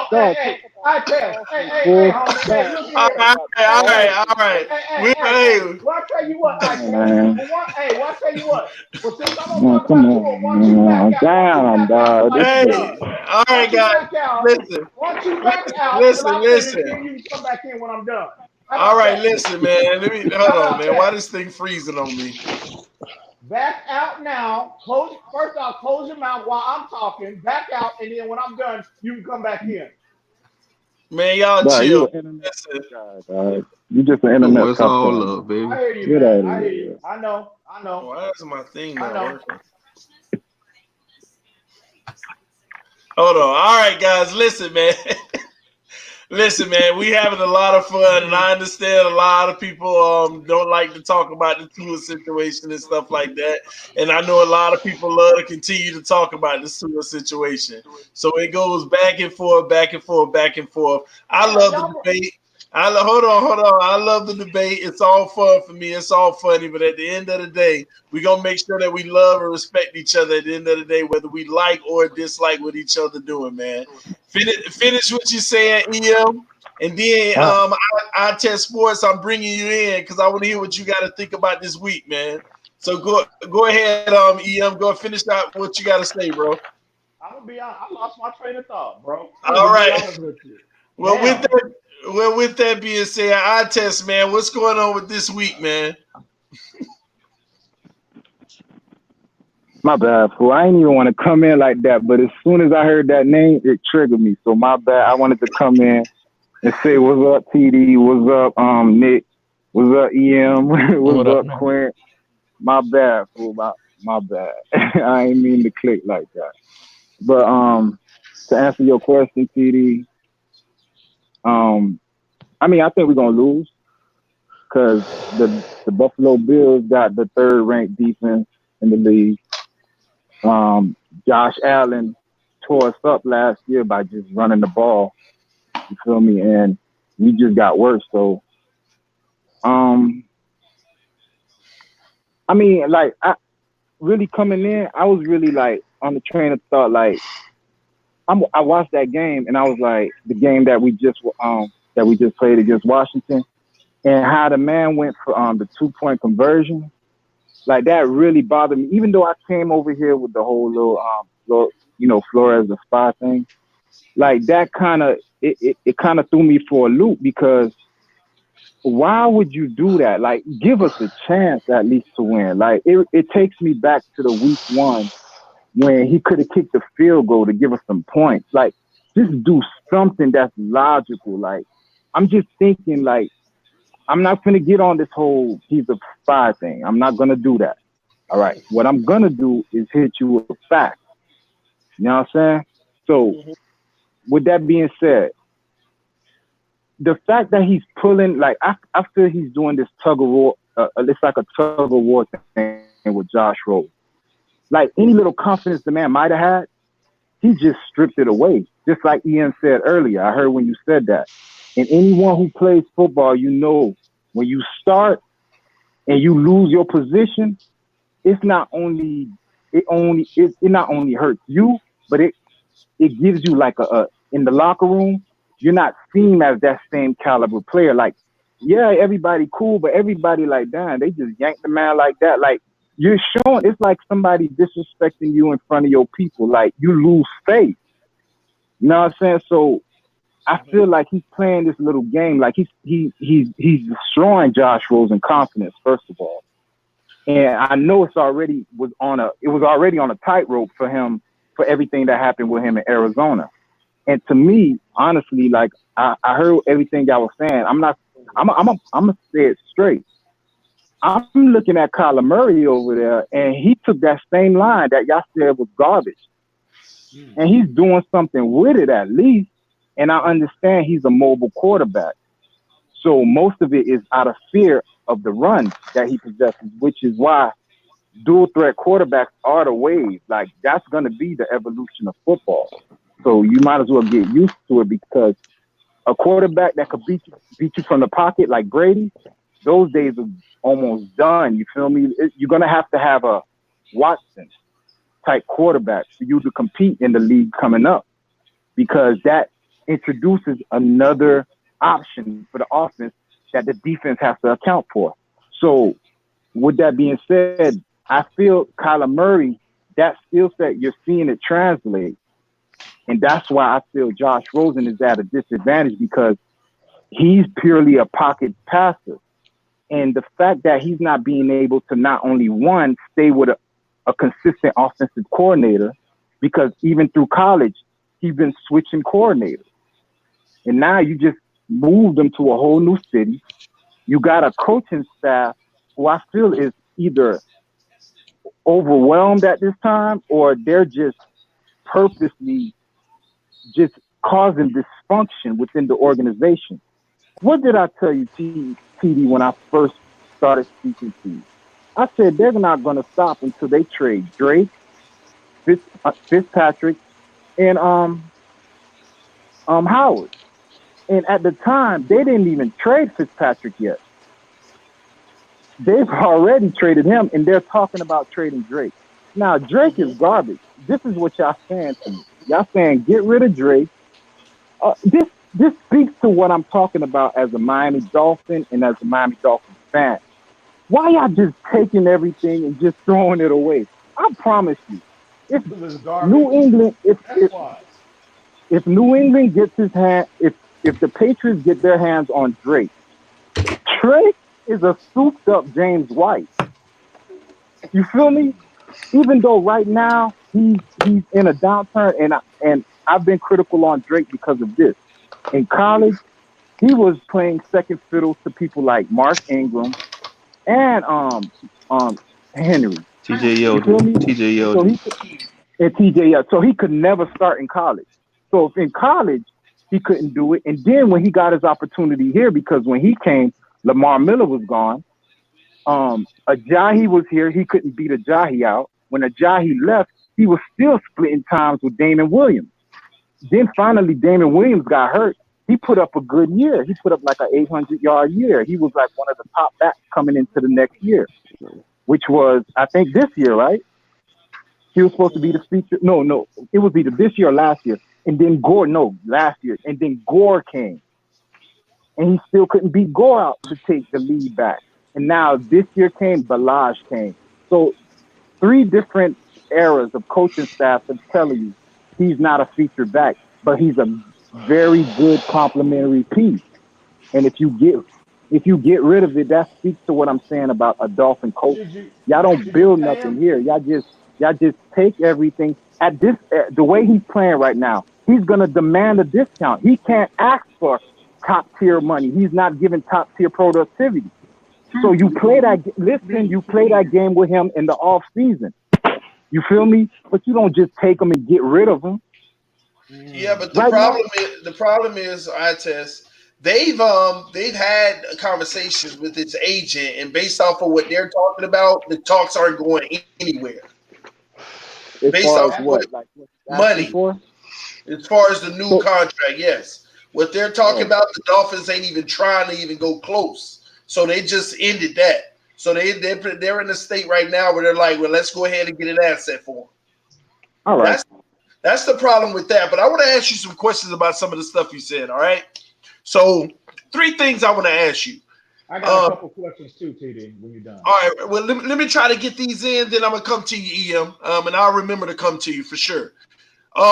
You said if Drake was on the Patriots, how he's a souped up. Let me put it like this. The problem with Drake is if he fumbles one time with the Patriots, if he fumbles one time with the Patriots, it don't matter if he with the Patriots. He ain't going to be a souped up nobody. That's number 1. All right? Number 2, and I want your thoughts on that. Number 2, when you say that we may have just killed Rosen's confidence with what we're doing to him, is it unfair to say that maybe Flores is testing his limits to demoralize him and see how he comes out of that because he already questions his grit? He already questions his heart. So let me strip your heart and see if you can bounce back from it to determine if you really that guy. Because I already got questions about your little soft poutiness. So at the end of the day, I'm going to test you and try you as much as I can to try to see, are you going to react to this in a way where you overcome adversity, or you going to fold like the little puppy people think that you are? Same thing with the Kenny Steele situation. You ain't out here balling. I'm gonna pull your freaking strings, whether you like it or not. How you going to react to it? That's what I want to know what I got on this team, because winning is hard, and winning is going to take you through situations like this. How are you going to act? Marcus Mariota, how is he going to act after this situation? These are the things that define guys. And I could be wrong, but I think that might be a point of it. That was number 2. And the last thing I wanted to say was, in regards to Kyler Murray, what difference is he making? Really, TD? I'm asking. I didn't say he wasn't. I'm asking y'all, what difference is he making? Because turn on the Arizona Cardinals game. What happened? Arizona Cardinals game. No, I watch Arizona Cardinals game. I like the kid game, but there's parts of his game where, again, what difference is he making? But see, here's the thing, TD. They're true enough. They are losing. They're not winning. He got some wins. Murray got some wins and some good ones that I actually like. And they tied direct. Did they? Was that? No, they tied the Lions. I'm sorry. But check this out. The thing with when you're comparing Kyler Murray and Josh Rosen is this: Murray is flashing. He's showing you why he was the number 1 overall pick. If you watch the Arizona, and I've been watching him too as well, and with that same, pretty much the same offensive line, same offensive personnel, just along with his mobility, true enough, he is a threat. He is a dual threat quarterback. But it's not his athletic ability is what's making a difference. It's the throws that he's making. And a lot of those throws, I'm telling you, bro, he's making whenever teams bring pressure towards him, he's making a proper read within the timing that particular defensive call is allowing him to make. And this is what I keep telling y'all about Josh Rosen. that is what he struggles with. That's why teams keep blitzing the shit out. Oh, my bad, blitzing the hell out of him. Sorry about that, TD. That's why teams keep defending him the same way. If you look week to week to week, it's the same blueprint, and that is what he struggles with. So Rosen, I'm telling you, at this present time now, again, anybody can be coached up. He does have talent. He was drafted in the top 10 for a reason. But within this scheme and the requirements, everything that they put on their quarterback, on their starting quarterback, those are the areas in his game is where he's weak at, and he is alarmingly weak. I mean, this dude is not giving you nothing to work with to convince Brian Flores and Chad O'Shea, well, damn, we can build off that. I mean, look at his statistics. He is historically low in every category in the league. I mean, he's giving you nothing to work with. Absolutely nothing. All right, to answer TD's question. Can I answer the 3 questions you asked me, or go ahead? I'll test for it. We're gonna come to you, Trey. I'm gonna go real quick. Like the Drake, as far as Drake, if he fumbles in New England, they're gonna coach that up. You feel me? And right now, it's kind of hard for you to get a rhythm as a running back or as any type of player if you're being played in spurts. You have to get a groove of the game. You got to get a sweat in. And once you get that sweat in, I understand. And honestly, like that fumble right before the Miami Miracle, and then the fumble right in the Dallas game? Those, they bother me. You know what I'm saying? Nobody's perfect. You know what I'm saying? Like, and I'm not making excuses for Drake. We trade him. We don't trade him. I'm just speaking in general. I think there's talent in Kenyan Drake, enough to cultivate and enough to be coached up. Get him into this thing. You remember when Tiki Barber used to fumble all the time, and then what they did, they coached him up. They made sure that part of your game got coached up, and he. I'm not going to say he never fumbled, but that was stripped from his game. He wasn't a person that was known to fumble anymore. How much more time are you gonna give him to get coached up? So you think they haven't been coaching that, trying to coach that? All right, I'm not gonna beat this. You know what I'm saying? Let me move to question 2. Now you asked me about Josh Rose, what Coach Flores is doing. All right, if you're doing that, and I'm speaking as far as being a man, I'm speaking as far as being a leader, I'm speaking as far as being somebody who was supposed to be overseer of men. Do you like to be embarrassed? Do you like to be spoken to in a way that you feel less than a man? Do you like to be treated in that fashion? Nobody likes that. You feel me? So at the end of the day, we all gotta be respected as men. The way you're speaking, how Flores is testing them you don't do that to men, and men don't respect that. To me, that just causes more dysfunction. That just causes more mistrust. And that just causes everybody to be on edge. I'm not even surprised if Kenyan Drake is just like, man, I just need to be out of here.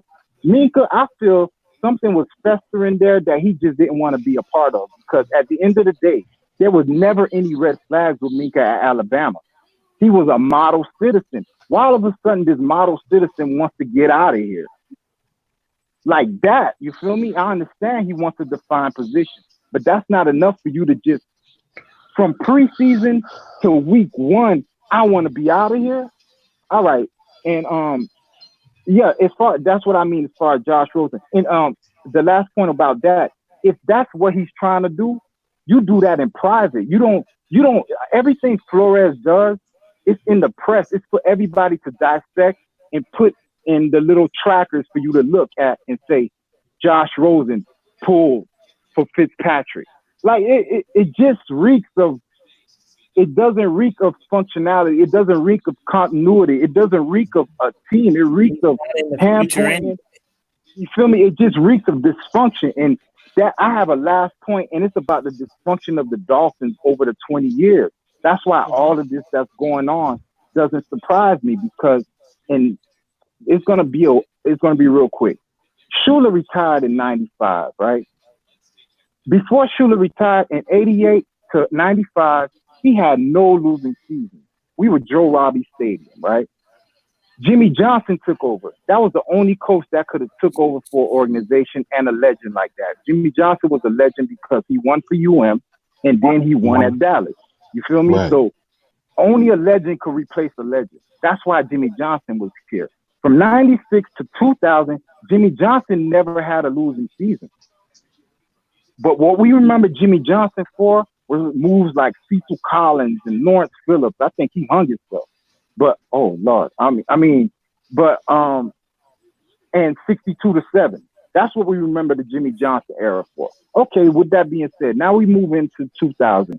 Dave Weinstadt comes in. I think Dave Weinstadt had a Super Bowl as a coordinator. All right. He never had a losing season in 4 years.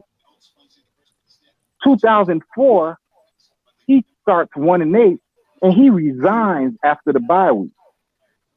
That I never heard of that in my life. All right. 2005 comes. And okay, mind you, with that Dave Weinstadt team, I think that team from 2000 to 2002, that team was a Dan Marino away from winning a Super Bowl. They had everything. They had defense. They had run, Ricky run. They had everything you needed. Patrick Surtain Madison. They had Sayal Bowen. They were loaded. That was a Super Bowl team. But we never had a quarterback. We had Jay Fiedler. Okay, now you move to 2005. Nick Saban comes. He's talking about Wayne Heinziger had to coerce him to being a Dolphin coach. What? All right. You do 2 seasons. He had a winning season and a losing season. After his second losing season, he goes, after he reneges, he says he's coming back. He goes to Alabama. At his Alabama press conference, this man says his wife didn't like Miami. That's why he left. All right. You move to 2007, the infamous 1-15 year everybody talks about. Now, everybody correlates that season with this season, right? Do you know that season, we lost 6 games by 3 points. I'm going to say it again. We lost 6 games by 3 points. We lost 2 games by 10 points. We only got blown out by the Patriots, who beat us by 21 twice. And I think the Cowboys beat us. And I think the Jets got us on the dime. I'm still mad about that game. But all right, now you're moving on. You feel me? You bring in Wayne Heinziger. He's so happy that we won a game. He sells the team to Ross. You feel me? In 2008. Now, in 2008, Ross acquires the team. We switched names from, we went from Joe Robbie, the pro player, to Land Shark. Now we Hard Rock. Like, this is speaking to all the dysfunction that has happened over the years. Now, 2008. Ross comes in. He brings in, what's the guy? Bill Parcells, Jeff Ireland, and Tony Sperano. Right?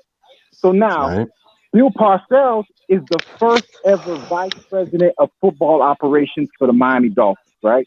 You want to know who the second one was? Mike Tannenbaum. There's only been 2 vice presidents of football operations in Miami Dolphins. Okay? I'm going to get to that, all right? Now, 2008, Sperano comes in. He has the Wildcat season and 3 losing seasons. He doesn't even make it to get kicked out. They kick him out mid-season. Todd Bowles takes over for him, right? Now, at the end of his tenure, what's his name comes in? Joe Philbin comes in, right? Joe Philbin comes in. He does 3 seasons, and he gets kicked out mid-season. Dan Campbell took over for him. Finishes the year. You feel me? Okay. Listen to the dysfunction that's been going on all the year. Now, the next year after that, who comes in? Adam Gase, offensive guru. He does 3. He does 3 seasons, right? He gets kicked out his 4th season. Now these coaches not even making 3. They're not even making their 4th contract. This is what happened since Sperano. And remember, Weinstadt resigned. Now, I said all that to say this. Finally. Who was an intern at New England in '94? Who was regional scout for New England from 95 to 2000.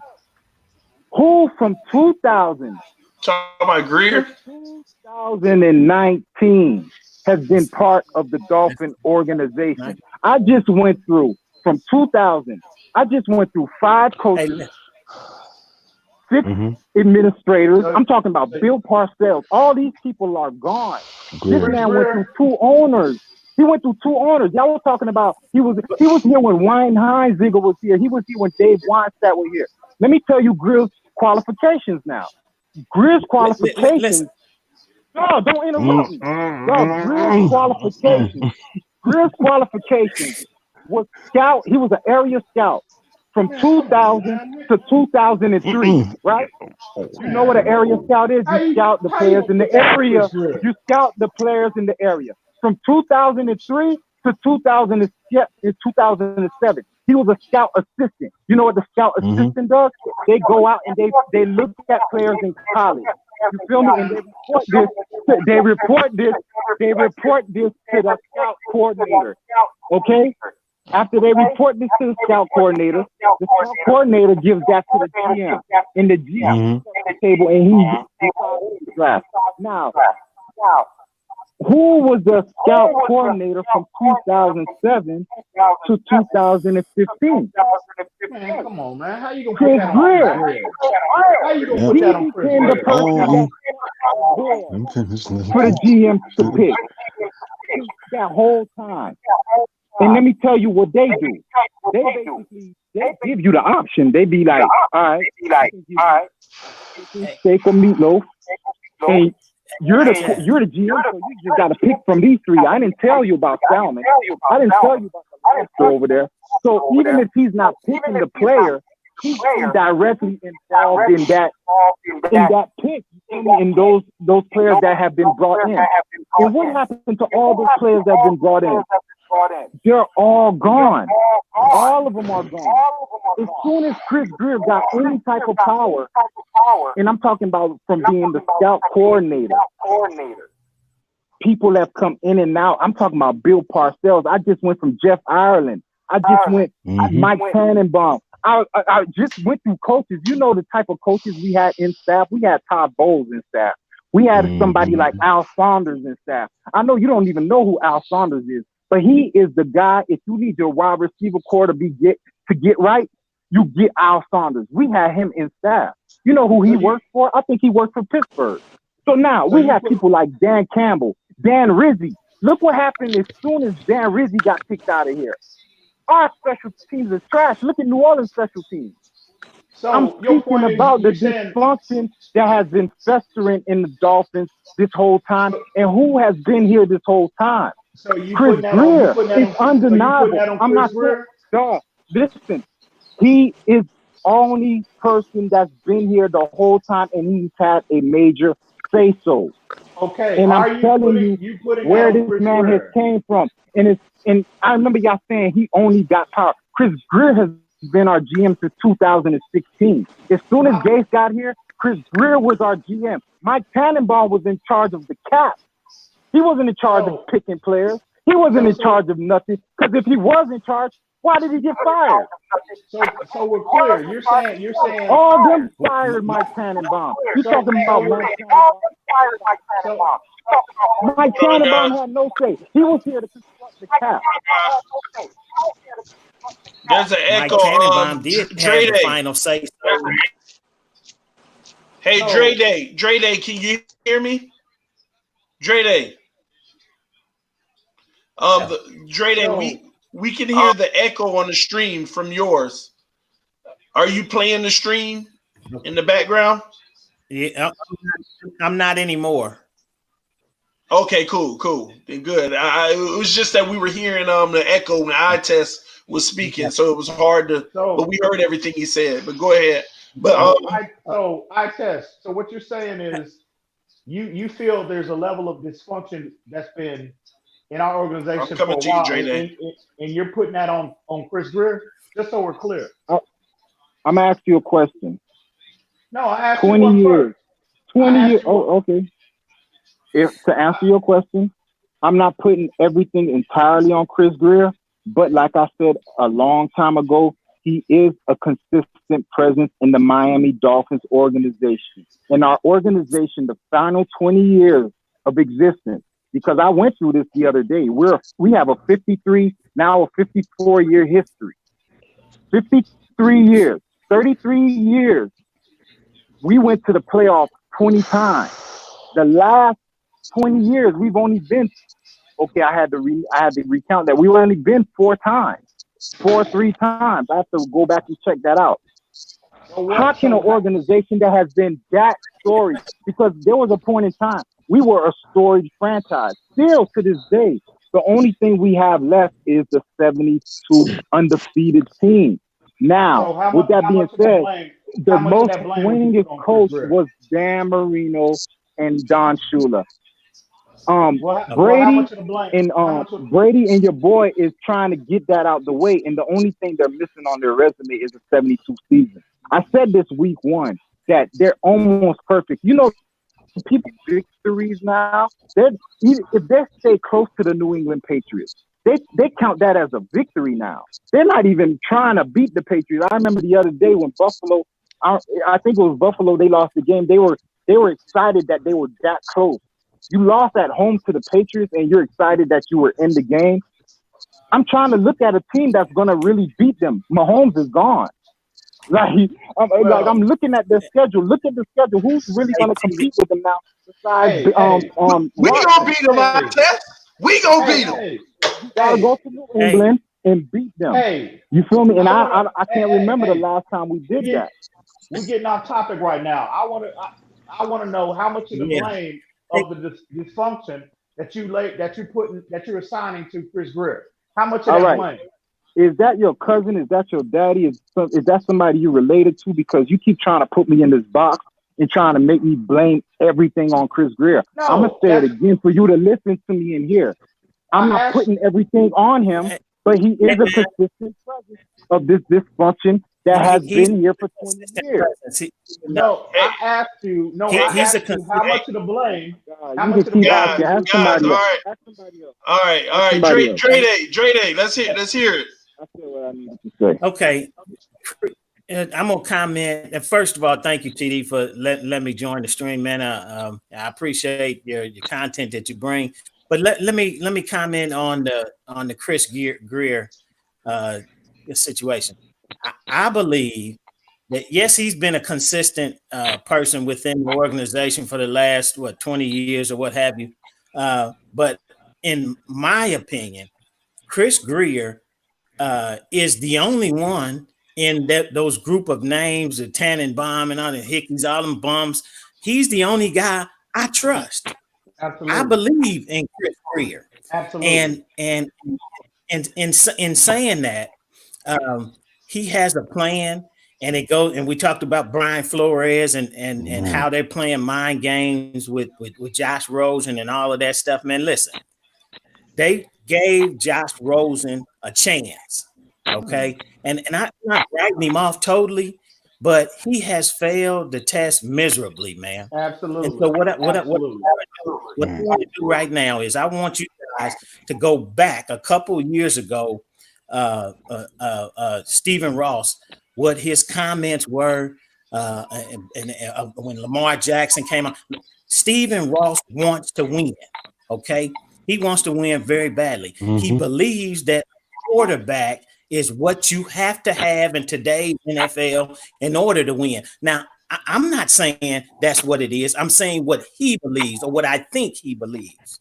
Okay, so when Lamar Jackson came out, he wanted Lamar Jackson. He didn't want to draft a Minka Fitzpatrick. He wanted a quarterback. And so with those two things said, I believe that it is the plan. Because of Josh Rosen failing, in my opinion, I believe that they are going to draft a franchise quarterback. Now, I'm not saying that's Tua. I'm not saying that's Jalen Hurts. I'm not saying who that is. But in my opinion, the first pick in the draft for the Miami Dolphins will be a quarterback. Absolutely. Not because I think that's what they should do. I believe that's what Stephen Ross wants them to do. He's wanted it for the last 2-3 years. Okay, so when you go back and you hear what he said about what he wanted them to draft when Tannenbaum was there in his year before he left, and all of the things that he wants to do, he wants a franchise quarterback. Now, TD, I heard you talk about you and EM Dolphin, y'all going back and forth about Tua and whether or not he's the guy. I don't know who the guy. I don't think anybody really truly knows who the guy is. Okay, that's gonna take us to where we need to go. But this I do know, that if it's a quarterback we go out here and get, man, you're gonna have to put a full package around this guy, because there are very few quarterbacks that comes in transitions from college to the NFL and they can just make things happen by themselves. You've got to put a defense around them. You've got to have offensive weapons for them to be successful. All of those things play a part in it, plain and simple. And so we can go back and forth about who's the best and who we should do this and all of that stuff. But if you don't put weapons and have an offensive line and all those things around it, it don't make a difference who you go get. So my point. Oh, my bad, Dre Day. So I'm hearing an echo, by the way. Somebody's giving me an echo right now. Hold on, let me see who it is. I'll find out. I'm just muting everybody to find out which one. It is you, Dre Day. It's the playback. Do you have a headset on? No. So what's happening is Wait, am I the only one that hears an echo? I hear that. I hear that echo too. And when I mute your mic, Dre Day, like it's muted right now, the echo goes away. And what happens is, if you can hear it through the speaker, it's coming back through the mic over and over. So I think that's what's happening. Maybe either turn it down, or if you have a headset, it'll help too. That's why I learned the hard way. That's why we wear a headset whenever we do the panels, because it's coming through the mic and looping. Just letting you know. So, but I hope I want to talk to you though, Dre Day, about what you just said. Let me see if it's working now. You all good or not? I think you're good now, because I don't hear an echo. You were saying. What's that? Oh, you were saying that I was asking. Yeah, we good. Whoever the quarterback is, we got to put a full package around him, right? This is what you said, right? Correct. So what happens if we don't put a full? What happens if we don't put a full package around him?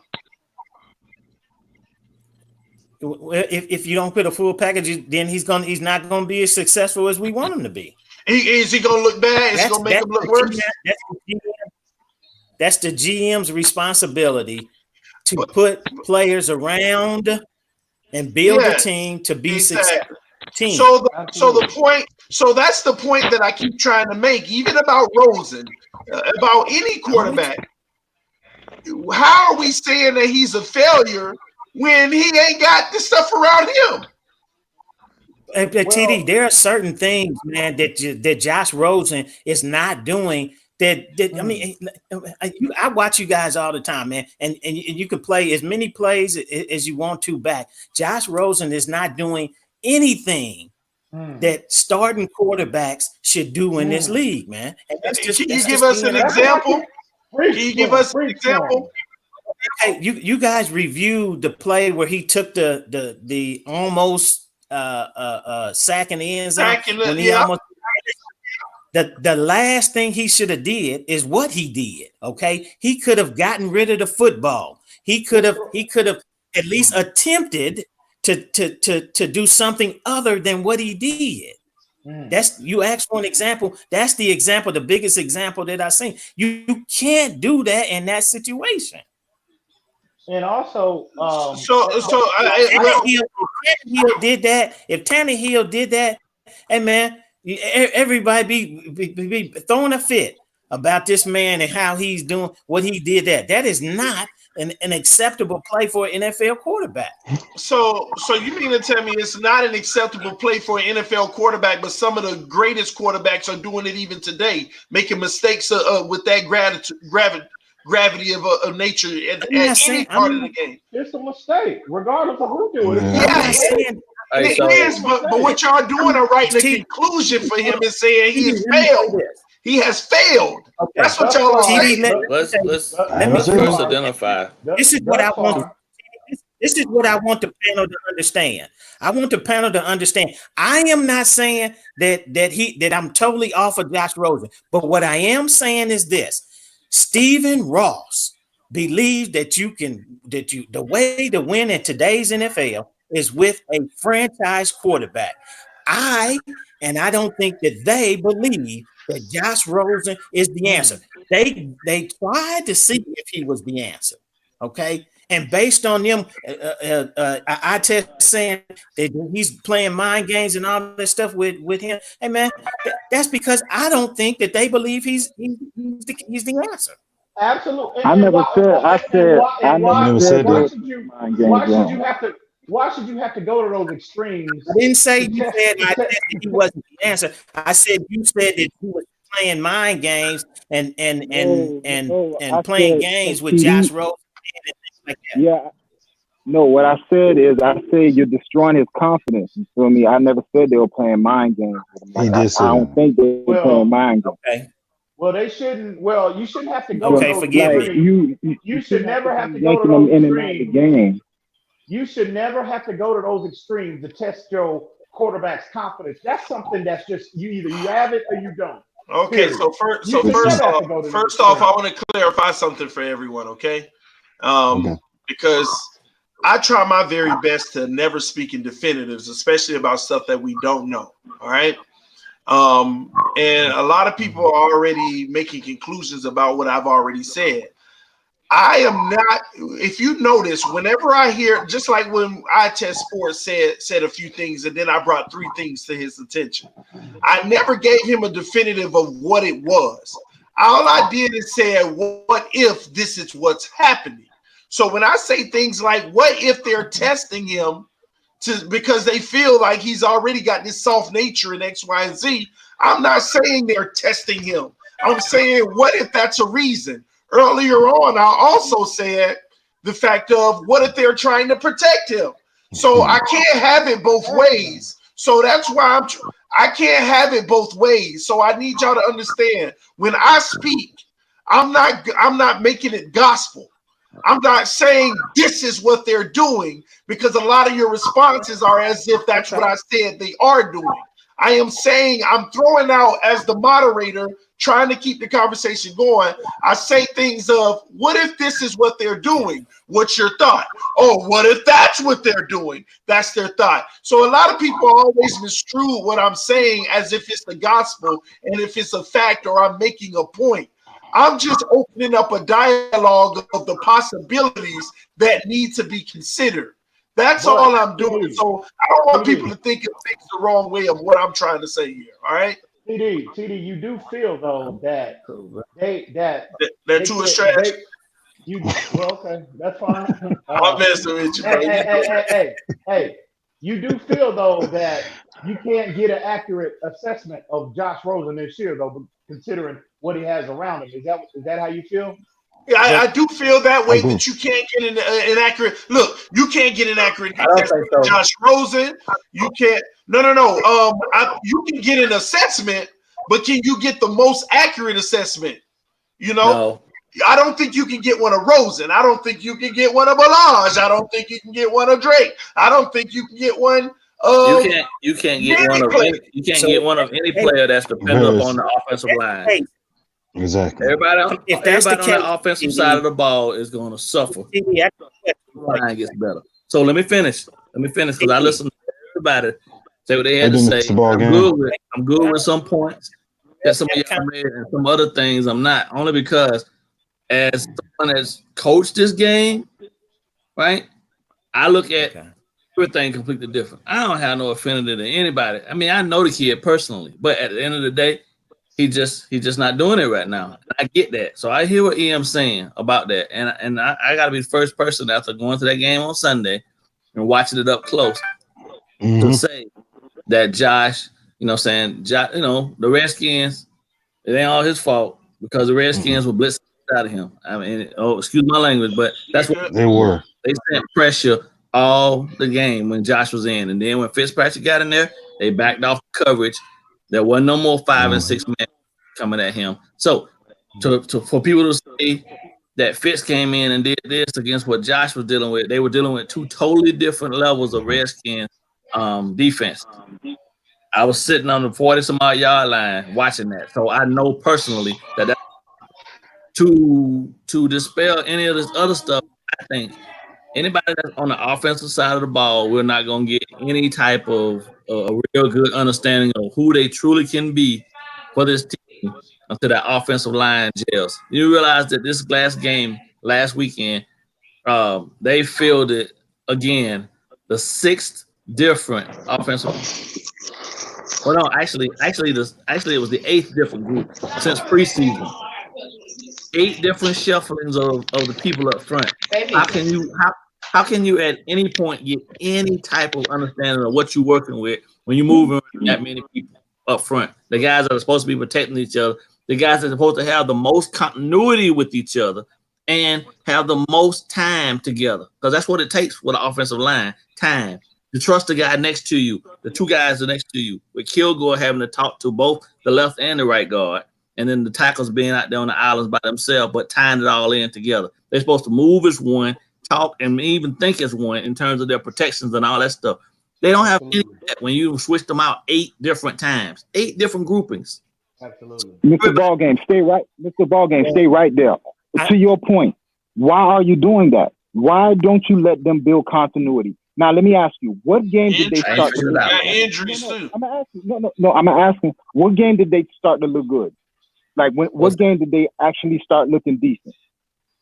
I would say Redskins. I think they had some success in the Dallas game. Okay, you remember the game that they finally inserted Bowen? Didn't that line kind of look different? Bowen and Prince. Yeah, Bowen and Prince on the right-hand side. You're right. Bowen, right. So as soon as Bowen, Prince, Kilgore, all of them were in the game, the only weakling was Jamarcus Webb. I think that whole left tackle, Jamarcus Webb, Davenport, they all trash. You feel me? You need to get. You know what's funny? You got a backup center named Reed. He's actually he's not bad. You feel me? I would throw him out there, even though he's a center. He has good footwork and he has a better punch than Jamarcus Webb will ever have. But he's just sitting on the bench. So I'm asking you, Mr. Ballgame, when they finally got that line together, what did the man do the next week? He switched it out. Why? Because they don't want to win. They tanking. Oh, I ain't supposed to use that word. Every time I start making points, it's like it's going over y'all heads. But y'all answering my question. You had a line that started building continuity, and you switch it up. You have a quarterback that's getting his feet wet, and then you yanking him out. Why would you take Josh Rosen out now? You have to get a full evaluation on him. You feel me? Why are you keep shuffling the people? Now we have a game where we could possibly win, and you go for 2. I tell sports. I remember that was the best line that we had as a group. But I had also thought. Let me mute Mr. Ballgame while he on the phone. That was the best group that I agree with you. That was the best group that we had. But I thought that week Prince had got hurt. When did he get hurt? That's what I'm looking it up now. Or was it Kilgore? Am I wrong? No, nobody was hurt. Everybody good. You know what they did last game? They brought in Prince as an extra blocker. Ain't nothing wrong with Prince. They just took him out. They were like, nah, this looking too good. Switch it up. They just doing stuff purposely. Like I'm looking at everybody that's just saying, like, they're laughing at the Dolphins. Like, they're like, this is just obviously a tank, because even when y'all start to look like a real NFL team, y'all do something like this. So it's like, dog, the 2-point conversion, like, I was like on the fence about it, but I was like, why? Let's go to overtime. I'm with you on that, I test. I'm with you on that. I agree. All kind of stuff. You've been pulling strings since the beginning. As soon as the man got here, because Kenny still has a difference of opinion with the owner, you purposely go to practice and play Jay-Z. Like, to me, that's just stupid. Nobody's doing that type of stuff, especially if you're trying to lead men. You don't earn respect that way. I don't know nobody on this panel or anybody I mess with that's going to let people talk to them or treat them like that. You don't know what's festering behind them doors. You feel me? And they're breeding something down there, yo. I think he's doing all of that.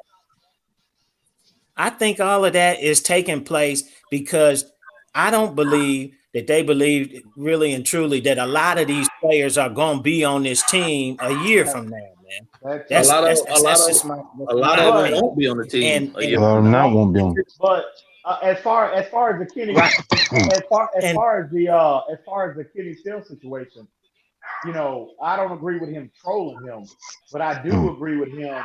I do agree with him reprimanding him and talking to him about calling the owner out in publicly like that.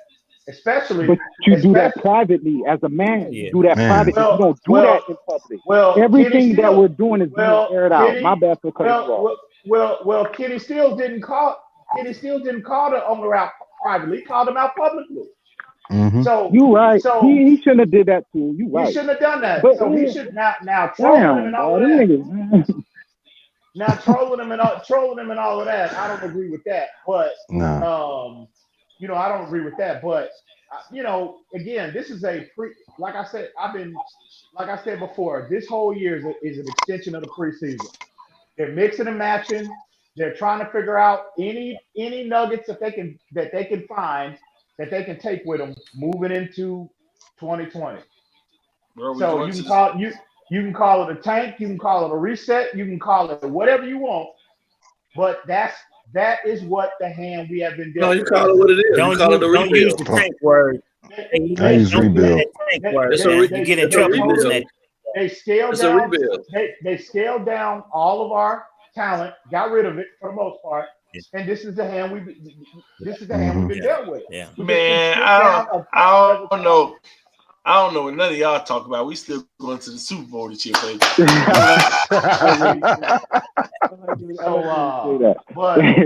I like that, dude. He the only one keep me going, man. Hey, no. He just want us to be the first team to host us to be in the Super Bowl and host it.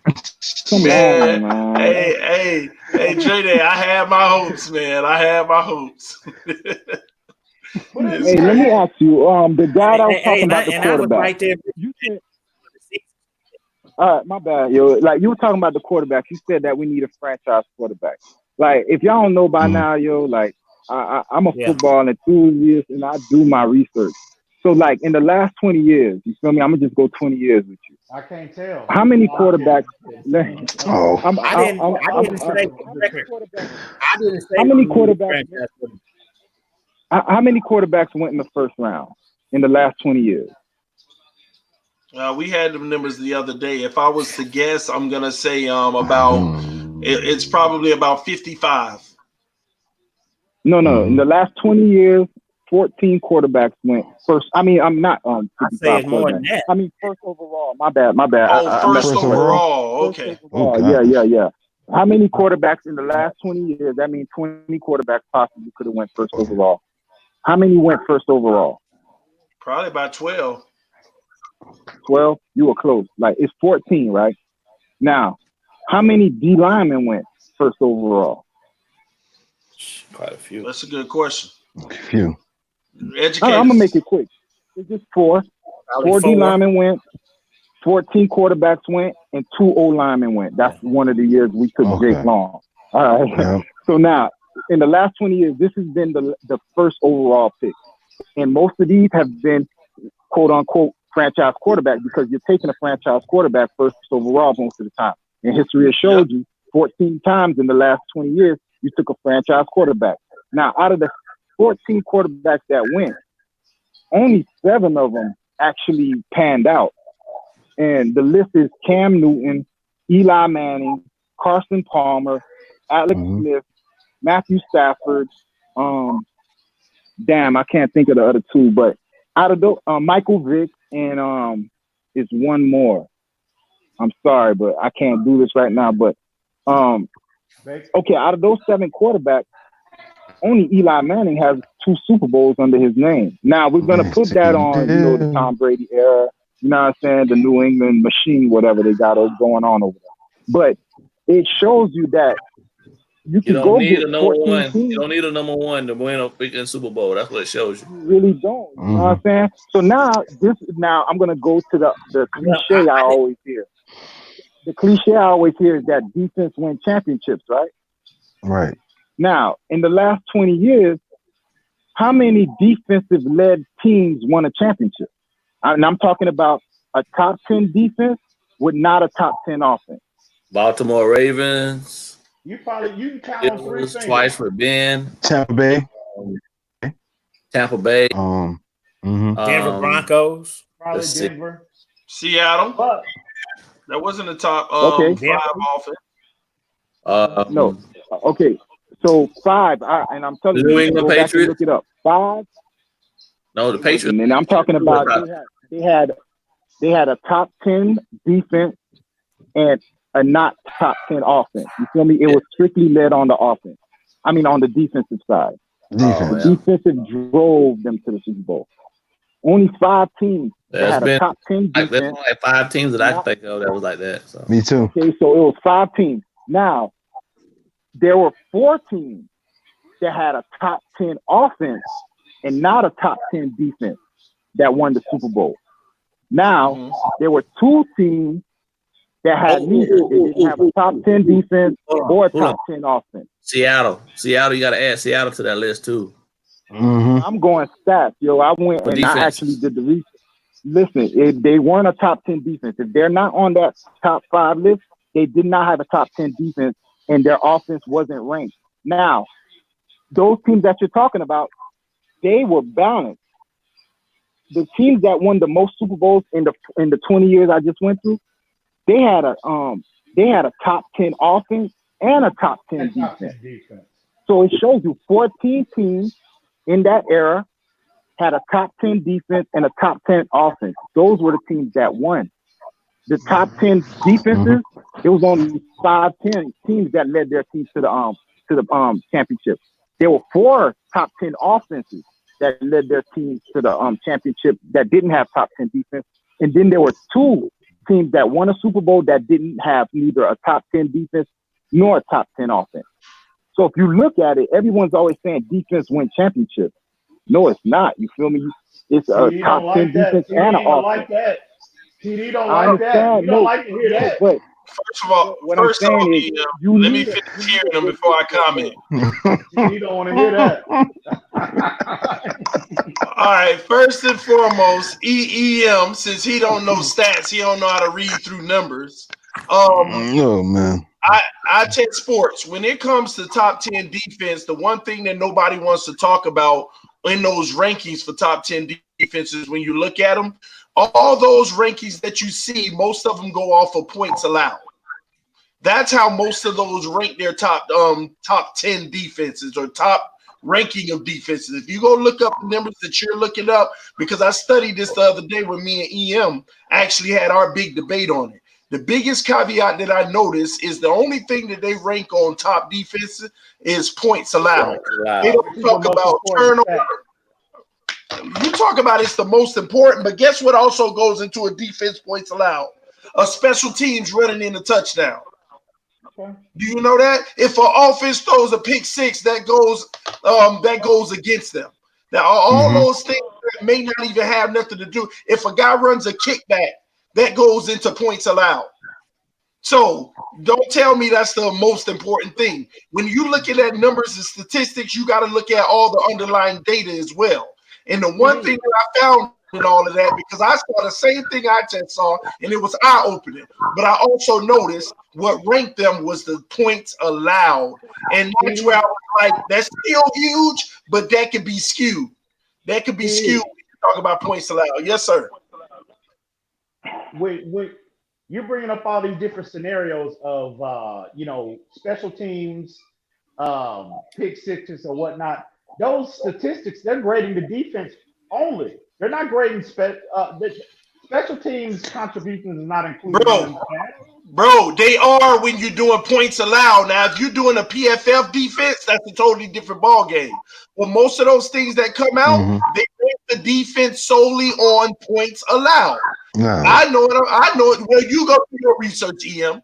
They're ranking it off of points allowed because I did the same. That the defense gave up, not special Exactly. teams.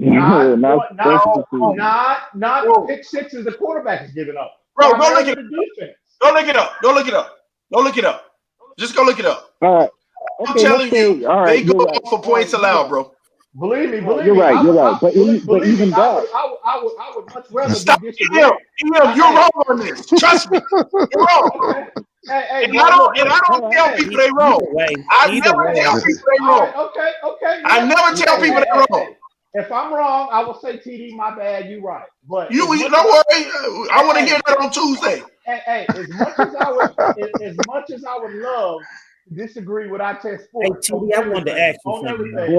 I agree with him. I got you, Trey. I don't like agreeing with you, but I gotta agree with him on this. I would like nothing rather than disagree with him on every topic, but I can't, bro. I can't dispute them facts. Phins backstage. All I'm saying to you is look it up, EM, and talk to me Tuesday. I'll start the show with your apology. I got it. Okay. That's fine. Who is that? Oh, go ahead, Trader. Hey, I wanted to ask you something, and I'm not necessarily picking on you, man, but I just want to know. I want to ask the question, man, to the entire panel. I want to ask the question because there's a disparity on who we should pick if we had the first pick in the draft versus a defensive end versus a quarterback. What I want to know is the difference between Tua and the other quarterbacks a bigger disparity versus the defensive end out of Ohio State and Espinosa? Is it bigger? Is it bigger between the two defensive ends? The gap, I mean, or is it bigger between the quarterback? So I want to answer that because that's what I think we should. That's what. I want to be honest with you. I don't even think. Go ahead. I don't even think the priority is. I mean, we want a quarterback. We might even take one, but I know for a fact that if they looking to shop Kenyan Drake, Jonathan Taylor is high on the list to come to Miami too. No. So, because I don't think they would take him first overall. No, I didn't say first overall, but I mean definitely with the second or third pick. So it's an option. No, I wouldn't even select him that high. I'd get him maybe at the DeAndre Swift better. That's you. That's you. Greer got Miami's gonna have the first overall. Hey, ball game. Greer got on the plane to go watch him play. So Jonathan Taylor, DeAndre Swift not better than Jonathan Taylor ball game? Huh? DeAndre Swift, he not better than Jonathan Taylor? I think he is. He may be. I mean, I think they're comparable, but I know that. I don't think he. Listen, I know Greer didn't get on the plane to go watch Swift play. He got on the plane to go watch Taylor play. Because Swift, you could watch him in the national championship play. Swift gangster, you could put on the TV and watch him. You gotta go to the Nobody want to do that. You don't want to see him on the TV. You want to go watch him up close. Quick question. What prospect has Chris Greer shown up to watch the most? Oh gosh, here we go. I don't know. We only saw him play. They only said, as far as I know, I just know. He know. And he went. I just know. I know what you gonna say. He went to go watch the others. We know what you gonna say. We know what you gonna say. Okay. Go ahead, EM. Say it. Hey, Rose. He kind of has to go, right? If his boss is in love with him, he kind of got to go watch him, right? But at the same time, he went up there to Wisconsin to go watch them boys too. Well, I think he was watching that running back as well as lineman as well. Nah, he watching Judge Judy. That's all I'm saying. So, like, there you go. Man, my thing. Hey, guys, let me answer Dre's question though, because I want to get back to what he said. Because it was a good question. I want to. Oh, hold on. Chase Young is so Chase Young and Espinosa versus. Ball game, I gotta holler at you. Wait, hold on. Did I move him out? You let go of Dre Day, but hey TD. Oh, hey I messed him Kay. in. That was a mistake. Hold on. I test. Hey Ju. Hold on, I'll bring you back, Julian. Yeah. What up? Oh yeah, you gonna say my bad? Dre Day. I'm sorry. My bad, Dre Day. My bad, Dre Day. I thought you were EM Dolphin, man. I didn't mean to let you go. But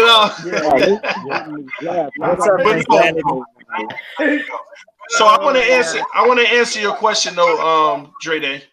I want to answer your question. So I hear an echo though. I don't know who that is. You know, it's me. Hold on, sorry, I had to. What up, baby? Well, then no, it's not me then. Hello? Yeah, that's right there to my own number. Hello? Oh, Dre Day, you're echoing again. It's echoing.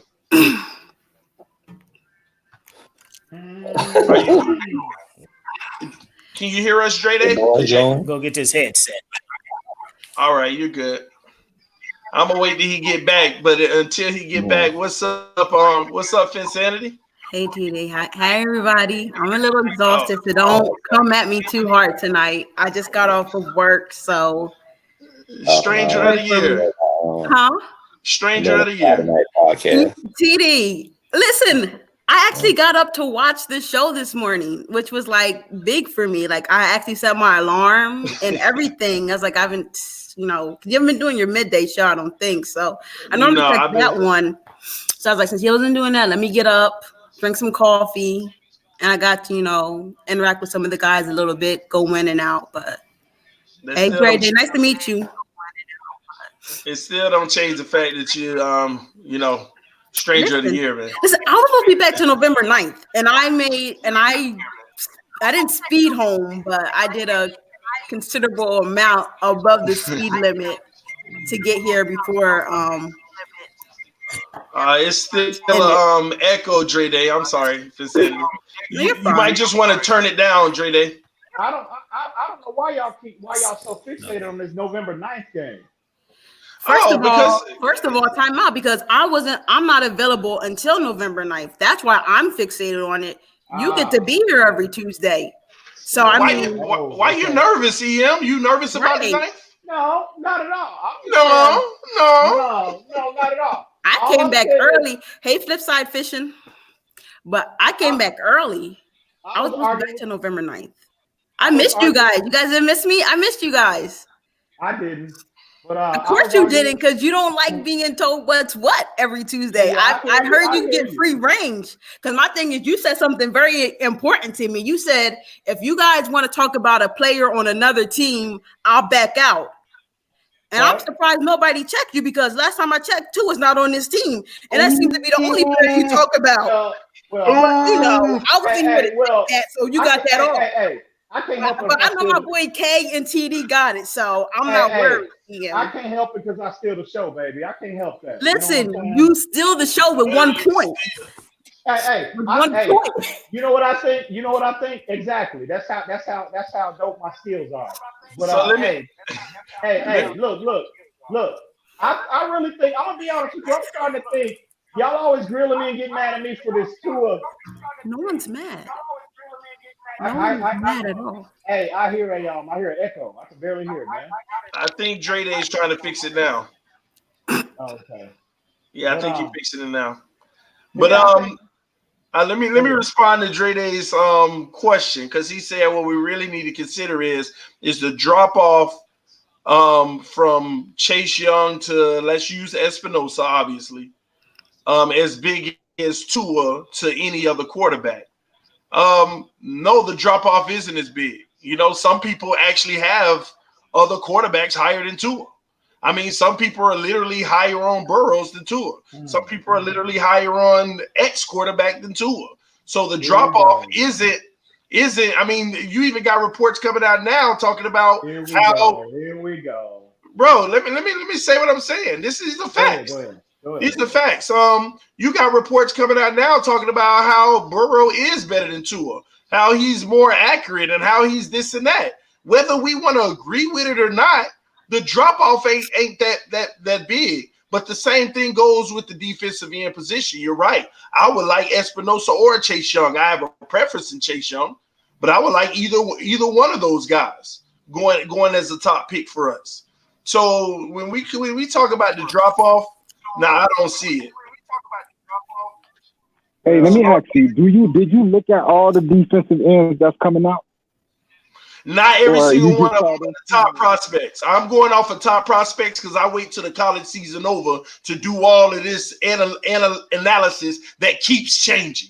This week is this guy, that week is that guy. I wait till the last college regular season game.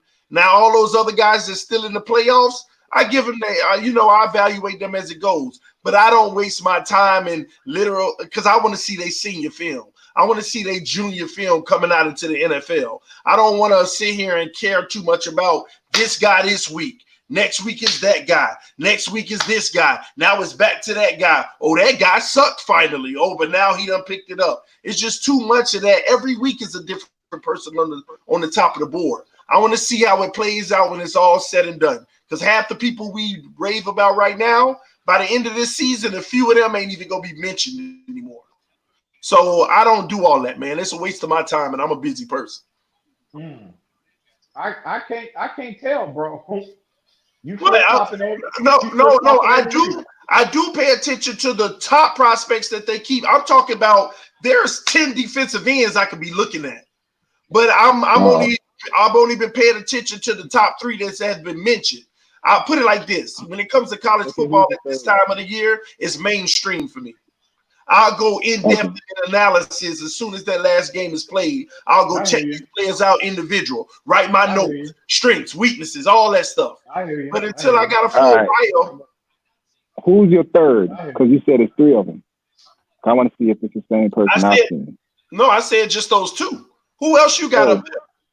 On that level?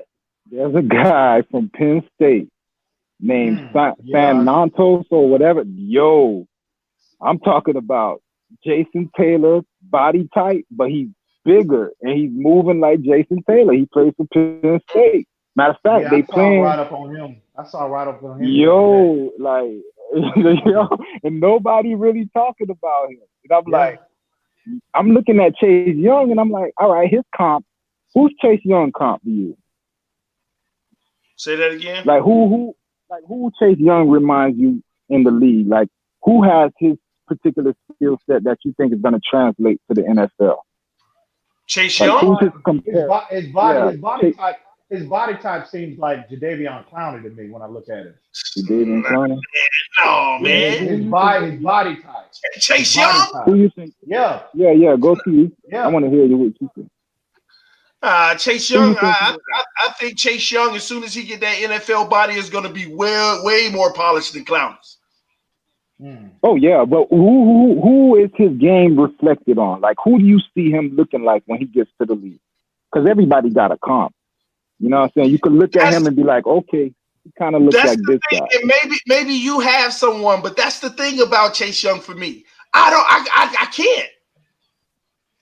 Like, who do you have? I don't have anybody that he's comp to. So you think he's that good, TD? What you're saying? No, it ain't saying that he's that good, but I can't relate him. When I watch him play, I don't say, man, this kid's gonna be just as good as, or he's just like. I just see Chase Young, this freak.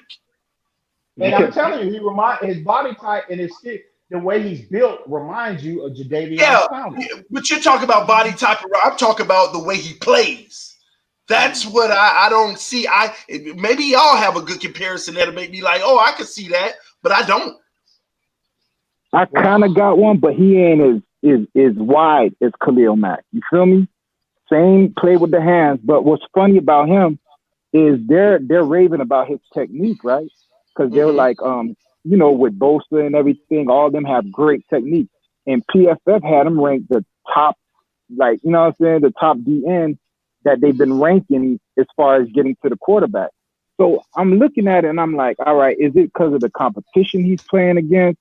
You know what I'm saying? He doesn't play top tier. all the time, or is he really that good? Because you see Bosa, it's translated. So I pay attention to people that say plays with power, speed, and technique. That's all the traits they say Chase Young has. And that reminds me of Khalil Mack. He's not as thick as him, he's not as wide as him, but I could see the comparison. But I don't know, because Khalil Mack a dog, bro. Like, I don't know, yo. Like, it's y'all watch more of Chase Young than I do. Is he a dog? Like, I'm talking about like picking up an O-lineman, throwing him to the side to get to your quarterback. I haven't seen that. I've seen more. He don't do that. Chase Young, I don't. Chase Young don't have a lot of doing that. He just gets there. He gets there, and it's at a high clip. He's always back there disrupting. He's changing. Go ahead. That's why me personally. Now again, I'm like you, TD. I start more once the season is over with. I start really researching all other types of prospects for our team. But as of right now, I would prefer that kid from Iowa as opposed to Chase Young at this point, because he's way more stouter against the run. I mean, that dude, he collapses. Whatever side of the line he's on. Espinosa, whatever his name is. Yeah. Because he look like what? He look like he's 275, 280 pounds. And I saw him play Michigan, and I mean, they was moving him all up and down that line. Inside, I haven't seen that. Yeah, I haven't seen that with. But again, I hadn't watched a lot of tape on Chase Young anyway. I may have seen maybe 1 or 2 games, but I've been paying attention to that kid, and I mean, whatever side of the line you put him on, he is collapsing that whole whatever side he's on. I mean, they don't even run his way. And now Chase Young might not test as well as far as speed and agility and all that come combine time. But I think that kid, dude, he would be a perfect scheme. He would be a better scheme fit, I think, than what Chase. Now I could be wrong, and Chase Young could be as advertised. But I think as far as what we do and how we deploy our defense, that kid from Iowa is a better fit for our team, for our defense at this point. Yo, you gonna like Penn State, yo. And Matos, whatever his name is, 99, yo. Just look at him.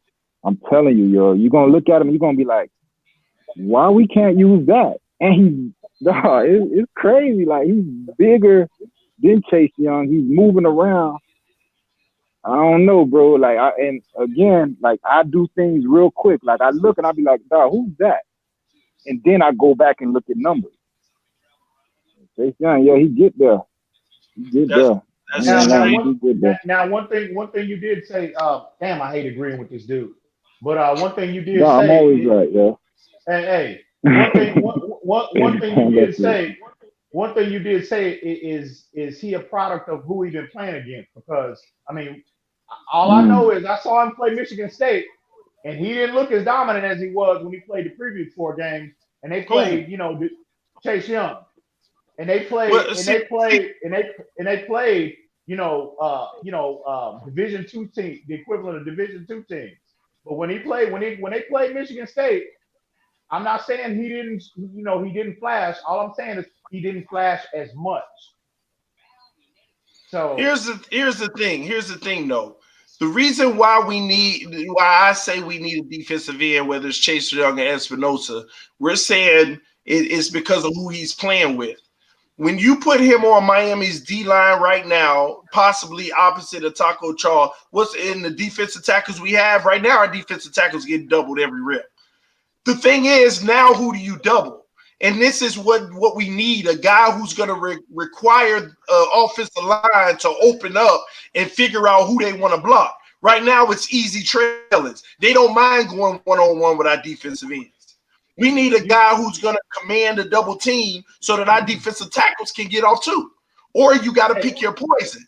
We can't just keep leaving it blank and it be what it be, TD, you know what? And this is something I haven't heard anybody talk about yet as far as our lack of pass rush. You got to keep in. You have to remember I think the primary responsibility of our defense is to fix that run defense first. Because if you fix that run defense, see, teams are running on us.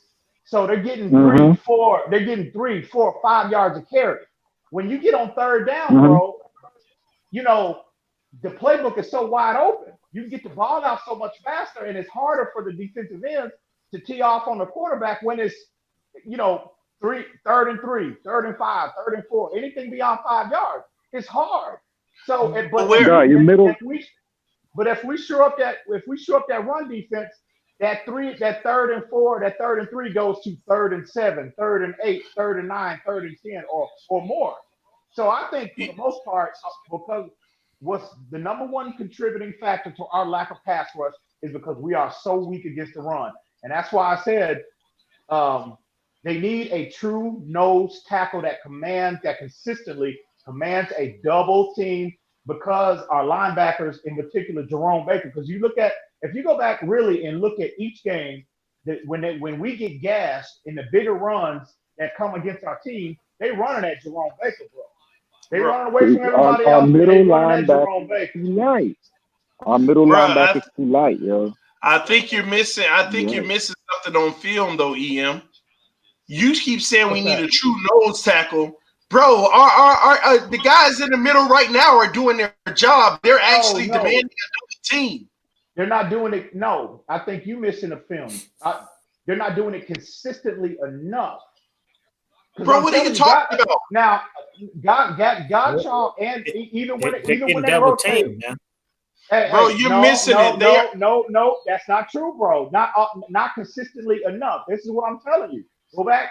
I watch every game a minimum. Damn, you don't watch no film. You don't watch no film. Okay, but anyway, I hear you. I hear you.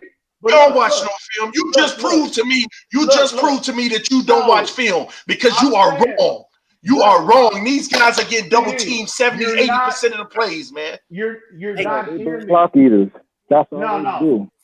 They're not getting. I don't think the defensive tackles are the problem. Yeah, the defensive tackles the problem. The defensive tackles doing what they're supposed to do. They eating up the blocks. Your problem is your middle linebacker is not smacking the run at the line. Look. You need a middle linebacker that's not getting pushed around by the tight end. Your middle linebacker is too light. You need somebody. You know what I'm saying? You need somebody. I was looking at the guy from Oklahoma. What's his name? Oh my God, the middle linebacker for Oklahoma.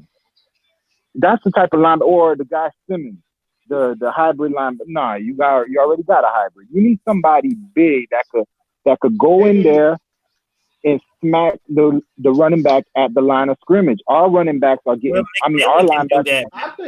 I think Raekwon can, if they put Raekwon back in the middle, put him back in the middle and leave him there, as opposed but he's to a liability. He's a liability in the passing game. I get that, but I'm talking about primarily on rundown. So what I'm saying is, well, you can have Baker cover all tight ends.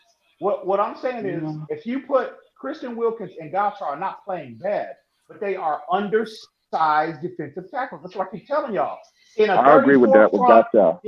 In a 34 front, you need go look at the Baltimore Ravens. Go look at the New England Patriots.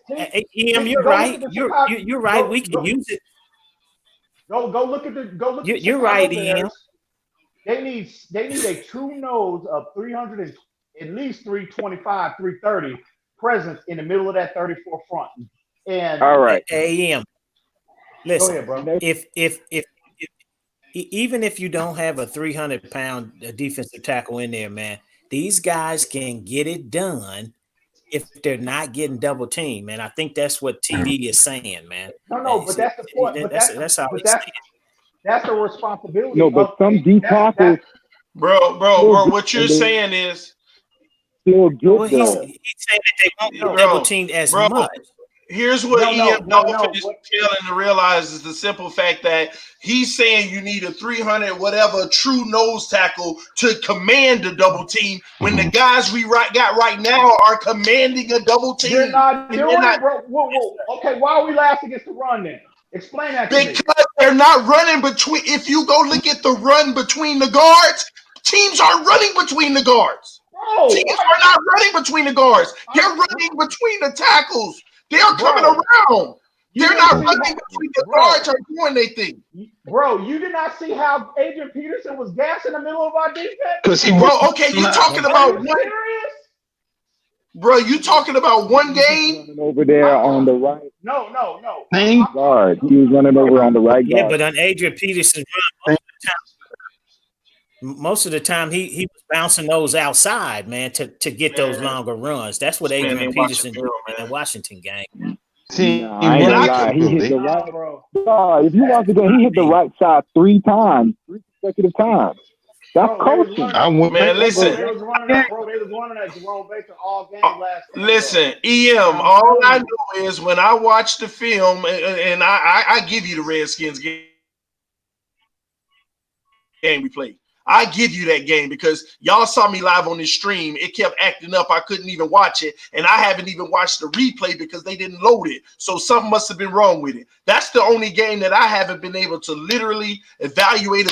That's why I gave you it was one game. I gave that to you. But according to them, he was bouncing outside. But I know the other 4 games, bro, the middle has been locked down. They have locked the middle down. Nobody's been running the ball up the middle. Okay. You don't remember That's fact. You don't remember when Zeke Elliott was gassing? When Zeke Elliott wasn't doing nothing, man, against that middle. Zeke Elliott was bouncing outside on delayed pass. I am not saying that they are garbage or they are just in a 34 front, bro. Look at the blueprint. Look at the blueprint that all these other 34 teams that have a base 34 defense. Look at the profile, the player profile that they have. It's a blueprint for that. And in my opinion, but if you put Gauchaw and if you put Wilkins on the outside, and you have a true nose in the middle of that defense, now all of a sudden Gauchaw and Wilkins will not be subjected to the strongest part of which is the interior of an offensive line. If you got that one guy commanding that double team, we are missing that Vince Wilfork type presence, Danny Shelton type presence in the middle of the defense. I'm telling you, they have burst, they flash, they have times when they do limit, when they have good plays, but it's not consistent enough. They're getting too many big plays, bro.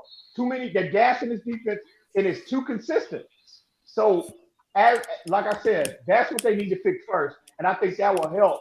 That will be the first thing we need to do is to help our lack of pass rush. Is because teams are running on us. They're averaging what 5 yards to carry on our defense. That needs to get fixed, bro. That's too much. Well, if you're talking about the first thing they need on defense, they do need a defensive end to get some pressure on the quarterback. That's the first thing because you have 2 defensive tackles that can get the job done. I'm not saying that you might not need to add a piece, but you got to get somebody to get after the passer, man. Now let me help EM out, y'all, because let me tell y'all something. Let me help EM out because I'm gonna tell y'all now. This man don't watch film. Let me help him out. Okay. Let me help this man out. Okay. Listen, you sitting here telling me we in a 3-4. One thing that I've noticed, we barely ran a 3-4. To be honest with you. Really, bro? Really? Hey, we're watching. We're watching. Okay. What do you see in the middle of this line? What do you see on this D line? I'm on my phone, bro. I can barely make that out. Hang on. I see 3 down linemen. 3 down linemen, but I don't know if that other guy's standing up. Oh, he's playing defensive end on this play just because he's standing up. Everybody want to misconstrue that. They say the 3-4, but this guy is basically playing the floor. He's just standing up. This is a 4-man line. He's just standing up. Gee, I didn't say they don't have other formations, bro. No, but your argument is that in this 3-4 we need a true guy. We ain't been running it like that. You saying in this 3-4 we need a true guy. That's one play now. That's one play. Are you gonna run every play? Are you gonna run every play so we can see how? Why you think I got it up? Why you think I got it up? That's one play, bro. That's one play. Why you think I got it up? That's one play. That's one play. 2 plays. How many of them you see coming? I see a we gonna keep going because this guy don't watch film, man. This guy don't watch film. Okay. That is like a nickel defense right there. Was that a nickel? Was that a nickel? Oh my gosh, man. Were they a nickel right there? Bro, I actually don't know because I ain't paying attention to that. I'm showing you right now. I'm showing you right. Look at this play. How many of them was going for the quarterback? Now I give you this one. I don't know what Buddy was doing in the backfield, getting thrown. What are we looking at? What are we looking at? I wish I could enlarge my. That's a 4-3 right there. These are every now. Hang on. That's 4-3. I see 2. Look, if I'm wrong now, I see 3 down linemen in the middle. That's a 4-3. And I see 2 linebackers on the outside, and I see 2 linebackers behind the line of scrimmage. That's a 4-3 right there. That would look like that. If you have two guys standing up. I get it. You know, I'm done. EM. I get it now. EM. I get it now. All you do is pay attention to personnel versus the position that they're playing. You paying attention to personnel. That's the whole point of having different formations. The only thing that separates formations is the position. Is the position that they're playing. What are you talking about? That's the whole point. Come on, man. Really? I thought you knew football, TD. Come on now. I thought you knew football. TD, he thought you knew football, man. Come on, bro. Really? I wish I could enlarge that because I'm on my phone. And I miss being on this panel so much. Look. Okay. What personnel? You've been laughing the whole time. Hey, that'll tell you everything. Who, me? I have not been laughing the whole time. I've been listening. Yeah, on the show. I have been listening. Don't do that. So, TD, do you see the edge guys? Are they standing up? Let me tell you something, man. You see this guy right here? Do you know who this guy is? Do you know who this guy is? All I did was ask a question. Are they standing up? I can't tell who it is. It's Taco Charles. It's Taco Charles, a defensive end. Okay, yeah.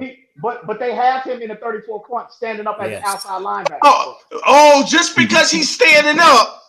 All I'm saying to you is that, bro, it's a stunt. All he's doing is just because he ain't down in the dirt right now, they are running a 4-3. He's not down in the dirt, so you want to think it's a 3-4.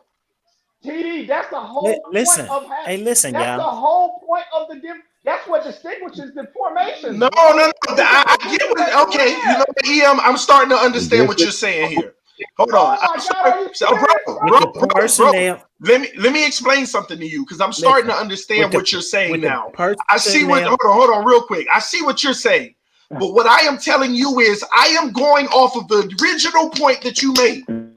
With only running a 3-4, with only having 3 guys on the line, we need a true guy. But we don't have the 3 guys on the line. We have 4. You're thinking of it as a standpoint of 3 guys on the line and 4 guys back at the linebacker position. That is the point that you were making when you said we need a true nose tackle. That's the point that you're making. The point that I am making is no, you're not, obviously, because you're trying to sit here and say that having 3 guys on the line, we need a true nose tackle. When the truth is, we don't have 3 guys on the line. I see what you're saying, 3-4 versus 4-3. If we want to be technical, it's a 3-4 because a guy is standing up. But we're running a formation where it's 4 on the line, where you don't need that true nose tackle. Let me educate you real quick. Run that back. Oh, Lord. And you put that defensive end standing up for flexibility. Yep. Let's help him out. He's about to educate me because I think he saw one less guy than me. Okay. Look, if I'm making this, I'm on my phone now. Y'all gotta bear with me. Okay. What personnel is Dallas in? What do you mean? What personnel does Dallas have on the field? What do you mean personnel? Three Personnel is receivers. formation. It looked like three wideouts. Three. They are in. They have three. Is that three wideouts? Yes. And one in Seven. motion. Okay, so that would be that. So. Again, And we're running man to man. By the way, obviously we got a guy in motion being followed. And to be honest with you, bro, I don't know if that's the same play. I don't know because I saw two guys standing up on the previous play. But anyway, okay, that's my point exactly. That is a different play. That's a different play. That was the first play that he showed. Yeah, that's a different play. Hold on. They're in nickel. They are in nickel right there. Man, that's the same play, man. They are in nickel on this. Hold on. And to confirm what I was talking about the running back. You had the other one up, TD. Hold on, I'll go back. Hold on. I'll go back if that's the case because he was standing up. But just to confirm what you were talking about the running back, where does Ezekiel Elliott go? Where does he go? If the defensive tackle would have been more firm, he would have had a hole. You can run a truck through that hole he went through. That's where he went. That truck. I know. It was in between. This man just likes to argue with y'all. Stop arguing with him. Stop arguing with this guy. He just likes arguing, yo. Let's get to something. Y'all talk about something. Y'all just don't know football, bro. What do you see right here, EM? The very next play. What do you see? Tell me. Hang on. I'm on my phone, bro. Hang on. Okay. Hang on one sec. Can't do this. That looks like four. To me, that looks like a 4-3 front right there. No, I take that back. Hang on. No, you got no. That looks like. Hang on, TD, rewind it back, bro. I'm trying. Hold on. I'm on my phone, bro. You got to bear with me. The screen is so small, I can barely make it out. That looked like a nickel there. That looked like. I don't know. I can't tell who's that standing up. Yeah, that's what I'm looking at. The one that's standing up. That's a 4-3. That's 4-3. That's a 4-3. What that is? Okay, yeah, 1, 2, 3, I think 4. 4-3. Yeah, that would be that's probably a 4-3 under look because you got a Guavin standing up. Yeah, that looks like a 4-3 under. I never said that they don't run multiple. It's a multiple defense. But what I'm saying is our base is a 34. That's what it's listed as. Is it 3-4? That's all I'm saying. What I'm trying to tell you is on most of our plays, we actually ain't been running it that way though. That's all I'm saying. Well, how they been running it then? 4-3. Well, what you see? What you see? Very next play. Very next play. What do you see? I'm going through every single play. What do you see? Well, they might be. It's a multiple. That's what they're doing, man. Because I watched the film, and that was a pick. That was an interception. Let's go back. Now this is now. Look, what we running a 2-5 on this? Because everybody's standing up. What we running a 2-5? Is that your logic? It might be. I don't know. I don't know. It might be. It's a multiple base defense, but what I'm saying is our base is listed as a 34. That's all I'm saying, bro. And we send 5. No, I know what the base is listed as. Just because it's listed is that don't mean that's what we've been running. Well, we've been running plenty 34 fronts, bro. And it's been primarily on first and second down.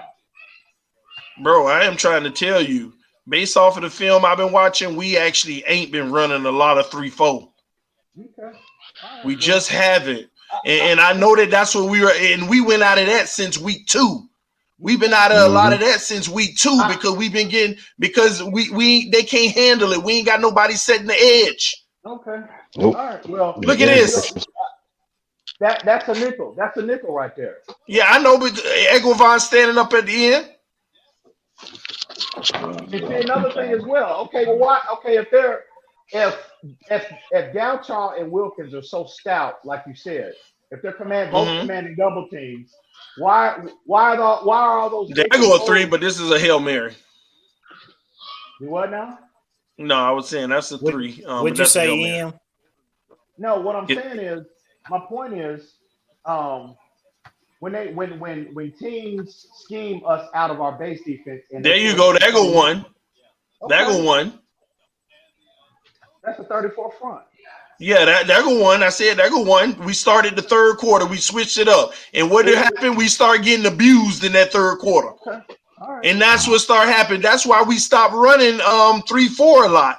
Now right back to the 4. Right back to the 4-3. Still getting ate up. Gas. Still getting gas. Right back to another 4-3. Right back to another one. I'm telling you, and that's another thing. Did Dak Prescott get rid of that ball fast, ain't he? Yeah. And I'm telling y'all, Xavier Howard just has been getting beat.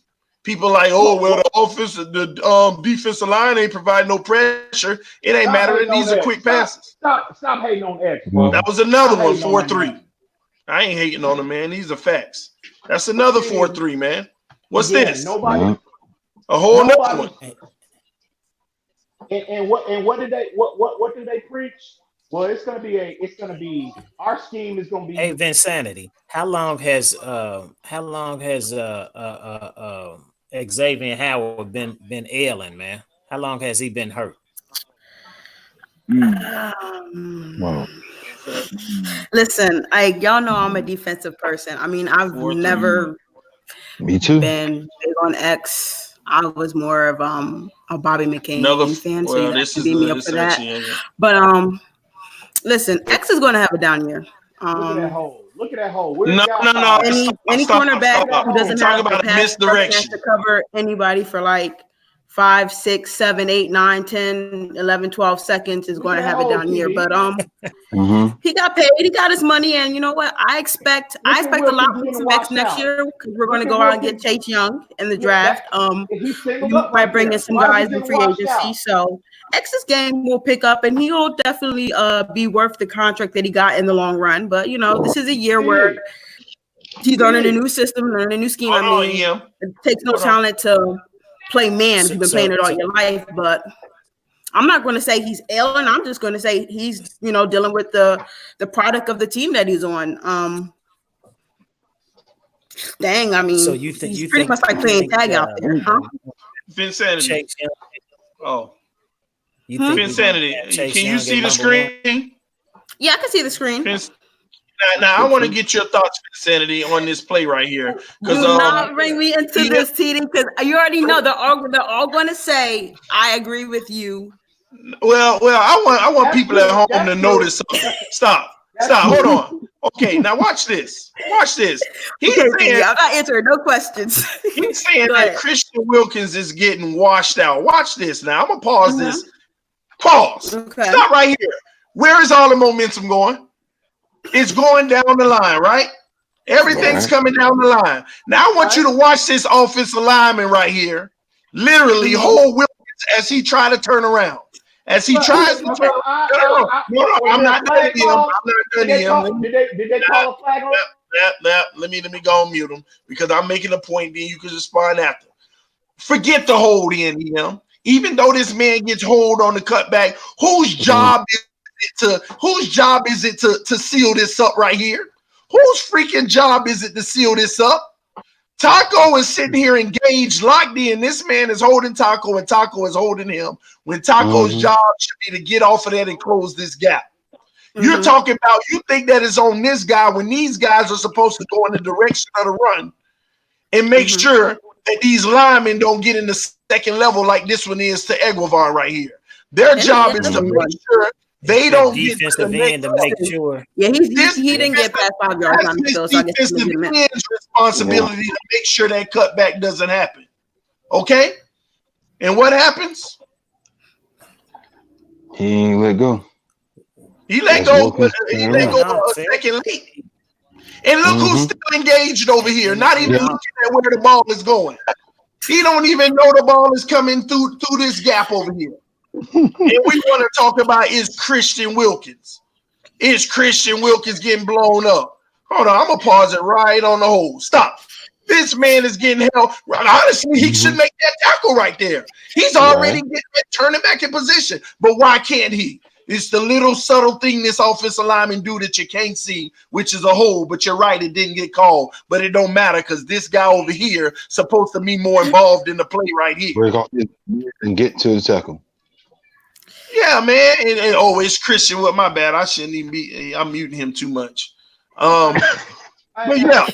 Go back. Okay, go back. Look at Bobby. Look at Bobby in there. Is that Bobby? Go back. Go back and rewind that. Look at Bobby. Bobby don't want no part of that. Bobby committed to play safe. Body turn on a delay. That's Insanity's guy, but Bobby too small to play safe. Go back. TD, go back to the previous play, bro. Go back so I can respond. Because y'all the same height. Hang on 1 second. They do. I'm tired of them doing that to him back there. TD, go back. Yeah. I'm here. This is the play. Rewind it before he snaps the ball. Oh my gosh. Okay. Right when he's okay. Look, you see how y'all doing film analysis on a game that we would have got our ass. Go ahead, Ian.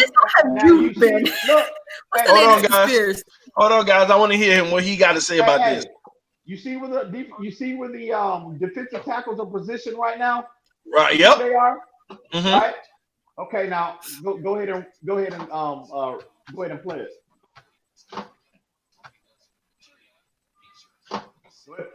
So right now, hold on, Ian, because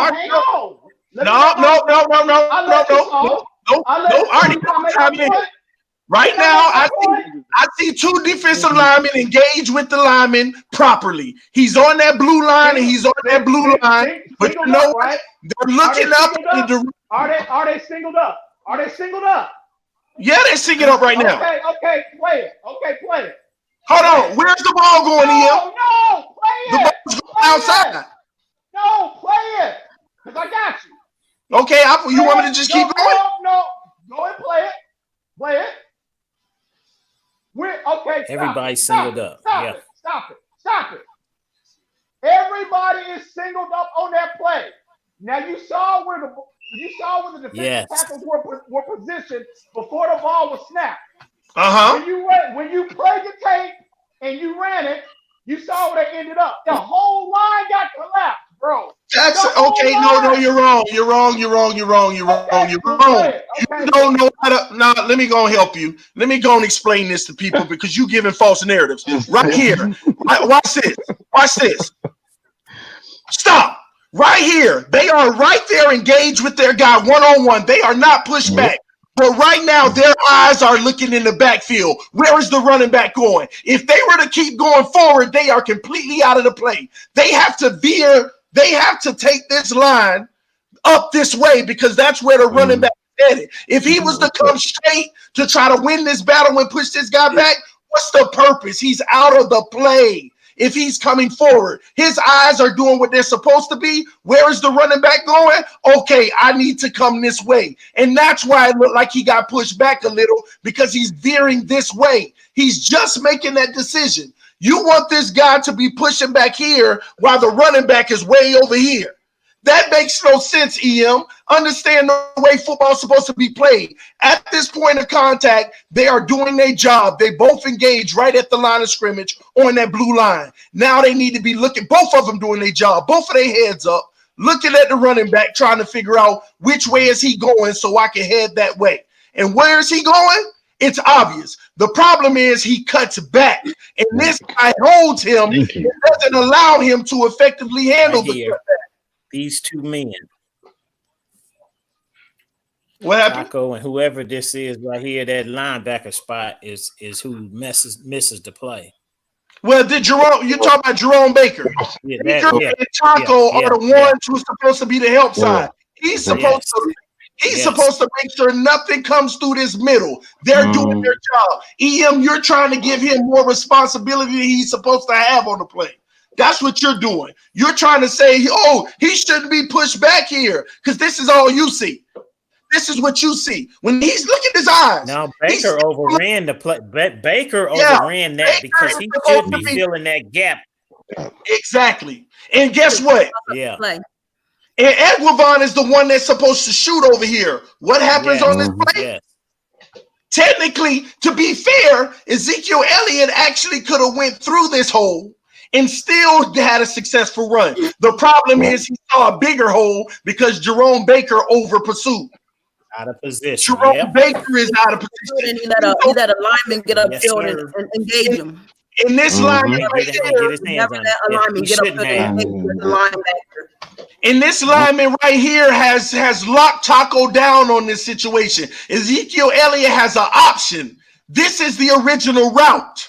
And he would still probably be successful. But this guy, Godchild, might have even snuffed it out. He might have reached off and got off this block. But what happened to the cutback? This actually was stuffed by that's one of Ezekiel. But also right there, Walt Aikens should be what's the name in? Should be closing in on that. Who's that? Now right that's here? Rashad Jones. Rashad Jones is running through that and hitting him. Well, Aikens is standing there and taking the delay. Like 35. I see what you're saying. We're not going to get into all that. Yeah. Hold on, my bad. I'm behind on that. But this is all an educational lesson for all of us. I'm loving this lesson right now. I'm learning so much that I did not even know. I'm so proud of TD right now. And all of you, Dre, that good take. What level did ball game coach at? Mr. Ball Game, what level did he coach? I don't know. TD. He did high school, didn't he? What level did the Ball Game coach? Oh, I don't remember what he said. And EM want to talk about defensive tackles doing their thing. Why don't you look at the defensive tackle on this play? You see this play action? Look at that. Look at that. Look at this. And then look at this. Look at Christian Wilkins. He's past the blue line. He's beating guy. Luckily, it was play action. You point out the wrong thing, EM. You got it mixed up, bro. Talk about, man, these defensive tackles have been working, bro. Hey, you got EM muted. He can't because he don't let you explain. He don't let you explain it all, man. I'm gonna be honest. I wish I had a mute for you, bro. I really do. Man, I wish I had a mute for you. I mean, you don't give me a chance to respond, TD. See what you gonna mute me and you just gonna run tape after tape after tape, and you're not gonna give me a chance to respond. Hey, the floor is yours, homie. The floor is yours. That's not how a debate goes. The floor is yours. The floor is yours. Look. The point I was trying to make about the play that you highlighted on that big cutback lane that Ezekiel Elliott had. The point that I was trying to make was if they had stood their ground, if they were firm at the point, and the offense did not get any movement on the line, there wouldn't have been an opportunity for him to cut back. They would have washed him out, and look at where the play was going. If everybody would have stood where they were, their initial point was before the ball was snapped, that play, the cutback lane wouldn't even existed, bro. They would have watched him. Hey, AEM, listen.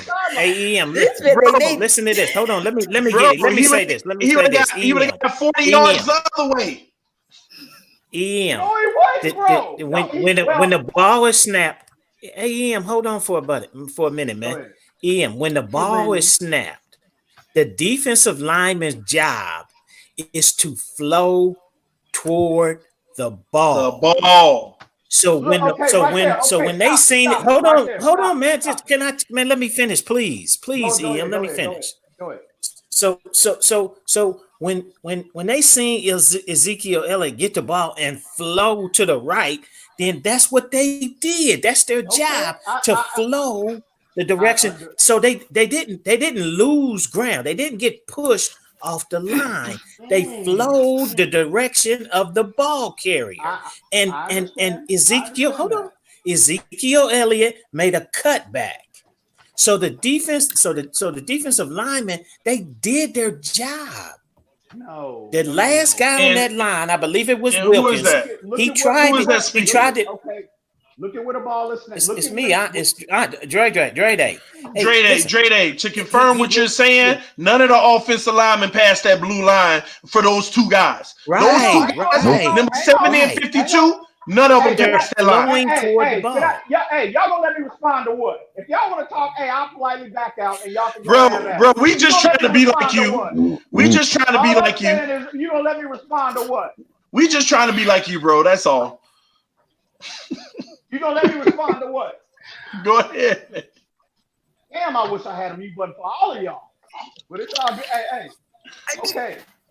Look at where. Okay, TD. Wow. Go ahead and play it back. In slow motion. Can you play it in slow motion? I can't play it in slow mo.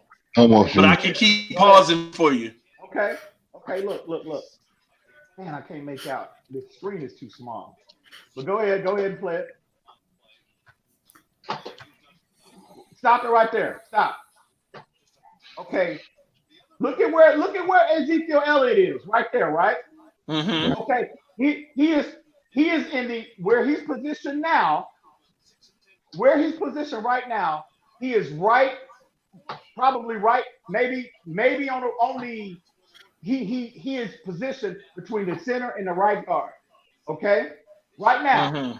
He's parallel, and from what I can tell, he's parallel with the line of scrimmage. Look at the traffic. Look at Wilkins is already washed out of the play, and he's how was he washed out? My point is, no, he's not.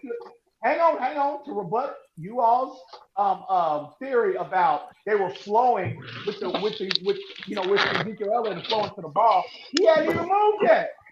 He hadn't even made a decision of where he's going with the football at this point.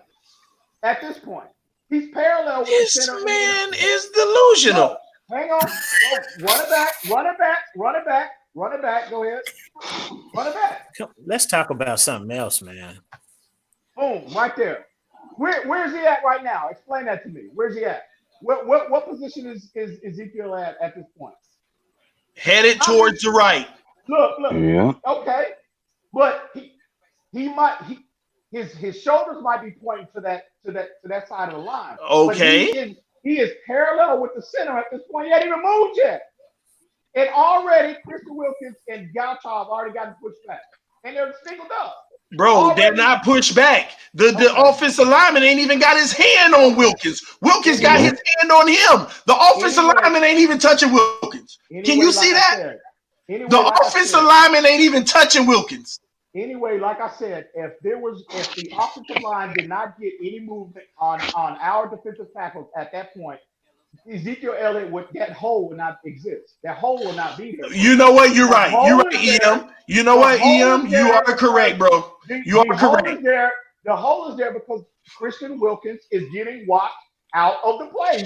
He's out of position right now. Bro, he moved that way. The offensive lineman didn't move him. He moved that way. Saying he got walked out? Well, that's even worse because the run is to the right. Okay, ladies and gentlemen. Okay, ladies and gentlemen. This is all EM is saying. This is all EM is saying. EM is saying that if Christian Wilkins would have stayed home right here, this lineman would have been, huh? If he would have stayed right there where your arrow is. Yeah, let me. If everybody would have stayed in the spot they started in, he would have went through the hole that was. He would have. If he once again, guys, if he would have. He would have had to bounce it outside is what my point. He wouldn't have had to bounce it outside. You don't realize how big this hole is right here? Okay. It ain't as big as this one. That. Yeah. But still, he just did a cut. If Christian Wilkins was in position where that hole is right there, TD. Right here. He wouldn't be able to go through that hole. He had to bounce it outside, and it looks like Bobby McCain right there. So you're telling me he wouldn't be able to? No. You're on the wrong hole. If Christian Wilkins would have been here, he would have never cut back. He would have went through this hole right here. And look at all the blocks on that side. The linebacker is sealed off. The lineman got his block. The tight end doing a hell of a job. This man is already sealed, and we off to the races. One-on-one Xavier Howard. Ezekiel Elliott would have ate on this play, and it might have went even further than it did on this play. How do you know one of them players wouldn't have shedded their block in time enough to stop him? You don't know Bro, that. the only thing that matters, the person who wasn't disciplined in this play is Jerome Baker and this guy right here not getting off his block. And another person right here. The ball is already handed off, and Bobby McCain is sitting there looking like he's look. Here's another point I'm about to make out. You see where Jerome Baker is blocked right there? Who's blocking him? Who's blocking Jerome Baker right there? The center. Okay, that's the center, right? Yes. So if we had a player that commanded a double team, he doesn't get off the line and get to the second level to block him. Bro, what are you talking about? The play isn't designed to do that. Just because you got a guy that commands a double team, that don't mean they're gonna do that on every play. It's double team you. They're gonna send this on a misdirect. This actually might not even be a run to the side. It's actually looking like a design misdirection.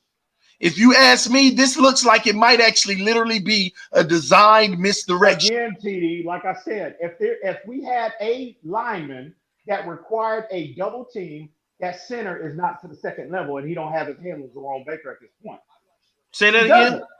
If we have a individual in particular on the interior that commanded a consistent double team, neither one of those guards, the right guard, the center, or the left guard, do not make it to that second level, bro. So this is my point. Okay. I'm gonna feed into that. And they're not able to wash out Jerome Baker on that play. Okay, I'm gonna feed into that. Let's say that this guy right here, let's just say Christian Wilkins was that guy that you talking about that commands a double team, right? Right. Let's just say that's the case, right? Right. And this play starts, and bam, they don't double team that guy that you say command double team. They don't double team him. See, you making it seem like just because a guy will command a double team, he's going to be double teamed every play. So if this was the guy, if it wasn't Christian Wilkins, and it was a guy that demanded a double team, and they didn't double team him, they still went one-on-one, and they took the center to Jerome Baker, and they were headed to the right side. You know what? I'm just saying, let me finish my perspective. You say I cut you off. Let me finish. Go ahead. So if we had a guy that commanded a double team, like you're saying, and they hike the ball just like this, and he's running to the right, it doesn't matter if this guy was dominant and he was pushing this guy backwards. Ezekiel Elliott is still headed to the right. All I got to say is I'm 5-1 in the money league. Oh, wow. What they would say is, why is he pursuing this way and not pursuing the ball? That's what they would say about that dominant lineman. They would, if Ezekiel Elliott broke on this run, they would ask him, why isn't he going down line instead of why is he going towards the quarterback instead of going down the line of scrimmage to pursue the run? That's what they would be asking if Ezekiel Elliott, bro, you're a bold-faced lie. If Christian Wilkins would have, whatever guy you wanted here, would have bullied his guy, won the battle, beat his guy straight to that backfield to close this hole, and if Ezekiel Elliott would have ran back here, you know what the coaches would have did in film study? This is exactly what they would have did right here. This is what they would have did in film study. They would have paused right here. They would have paused. They would have said, why are you over here when you already see the ball being handed off this way as if the quarterback's keeping the ball? That's what setting the edge and containing the quarterback is about. Here's my point. What you're failing to grasp, bro, is this. This is why I'm telling you why it's paramount in any defense, especially smaller defenses. Okay, and you have players that have trouble shedding and getting off blocks. When you have a player, look at how they scheme against Aaron Donald. Now I know Aaron Donald is the best at his position, the best probably ever, but I get that. He consistently commands a double team in the pass game or the run game. And that takes one lineman that prevents one of your guard, either that guard, either that center or that right guard, to get to the second level to block a linebacker to keep him out of the play. If there's not somebody on that second level tying up a block, the linebacker is free to float to the ball. They're free to float. It's simple math, bro. Bro, they do not. That's your problem. bro, that's your problem. That's your problem. You sitting here naming players saying that they consistently demand a double team. On every run play, they do not get double teamed. On any play going out wide, it is irrelevant irrelevant to double team a tackle when you're going on the outside. Okay, not 90% of the time he gets double teamed. My bad. 90% of the time he gets double teamed. Come on, man. It ain't even 90%. We're talking about a run play right here. Okay. We're talking about a run play. I just illustrated right there that the play that you had up. That if they had the center Travis Fredericks got off his initial block and got to the second level and locked up Jerome Baker is what created and the fact that Christian Wilkins wasn't firm at the point. He got washed out of that play. You can sugarcoat it all you want, bro. But he got washed out of that play. Bro, how you get washed out of something that you did exactly what you wanted to do on the play? As far you saying the man got washed out in the offensive line and didn't even engage him when he moved to the left. And he was on again. What does Flores preach? Play with your hands in your eyes. What was he doing? All he did, he made one read and he put his head down. Why did he do that? Bro, he never put his head down. Okay. He never put his head down. Well, why didn't he see the cutback there? He did see the cutback. He did see the cutback. Okay. Well, if he saw it, what are you watching? So what happened? Went through the hole? Bro, we just sat here. You just sat there and saw the man hold him. You just sat there and saw the man hold him. Anyway, like the point I was making, is that if they had someone, it could be either one of it could be the nose, it could be the other two positions on the interior. If they had an individual that consistently commanded a double team, that takes one of their offensive linemen that prevents them from getting to that second level, bro. And that frees up a player, a linebacker or a safety or whatever in the secondary to go free flowing to the ball. Bro, they don't double team. They don't double team tackles on outside runs. That's what you're missing. They don't double team tackles on outside runs. So it's a waste of time. Okay. Why would you double team a guy that ain't even gonna be able to affect the play because you're going outside? Okay. Now they don't double team tackles on outside runs. Now the edge players, they do have a responsibility to hold their point as well, to hold up at the point as well. They have to do their job as well. But what I'm saying is when you have a player, again, the reason why what created that play is because they did not have to double anybody. Everyone was singled up on that particular play. Everyone was singled up. That center gets off to the second level and completely washes Jerome Baker out of the play. Completely washes him out. What I'm saying is teams are consistently doing that to our defense, is what I'm telling you. They are consistently doing that. That's fundamental football, bro. That's fundamental football. Again, I thought you knew football. I thought all you doing is just talking right now, man. All you doing is just talking. I'm spitting facts, bro. All you doing is talking. Here's another facts to you, bro. Here's another play with the exact same situation, the other way. Everybody, they heading down the line. You see this, and the crazy thing is, tell me if Ezekiel Elliott, hold on. If Ezekiel Elliott, say they handed this ball off, I want you to answer this, EM. Say they handed this ball off. If Ezekiel Elliott cut back on this play, now this is a play action. They never hand it off.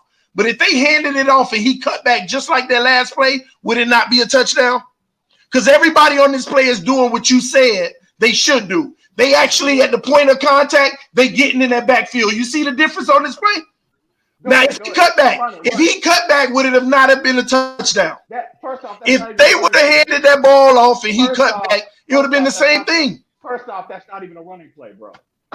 Bro, what I'm saying to you is the defense played it like run, just like the last play. Look at what everybody doing. This time they're doing exactly what you said, even though they're moving to the right side. They're moving and they got penetration. But if Ezekiel Elliott had that ball in his hand right now and he cut back, would it not be a score? Where he's at right now? Yeah. If he had the ball and he cut back the other way, like that other play. This play here, right here, looks to me like, again, everybody's singled up and they're getting washed out. If it was a run play. Everybody singled up. They're in the backfield, and you say they're getting washed up? They're in the backfield. The blue line is the line of scrimmage, bro. Bro, look. The blue line is the line of scrimmage. Okay, look at the right side of the line. Look at the right side of the line. Look where. Oh my gosh, man! Look at the right side of the line, TD. All defensive linemen are in the backfield. You're talking about a linebacker. First off, this is not an accurate assessment, bro, because this is not a run play. This is a design play action play right here. They got him as if it's the run, but this is the same defensive look, bro. But pull up a run play, bro, because you can't get at this. I'm trying to find a run play where they go on the outside, bro. I'm trying to find one where they go on the outside, not just no general run. I'm looking for a run play where they go on the outside.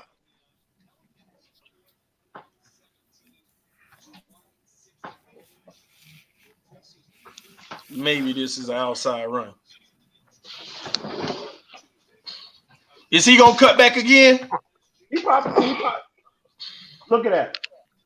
Look at that. Look, you see all the white jerseys? You see all the white jerseys on the second level? Look at that. Bro. Hang on.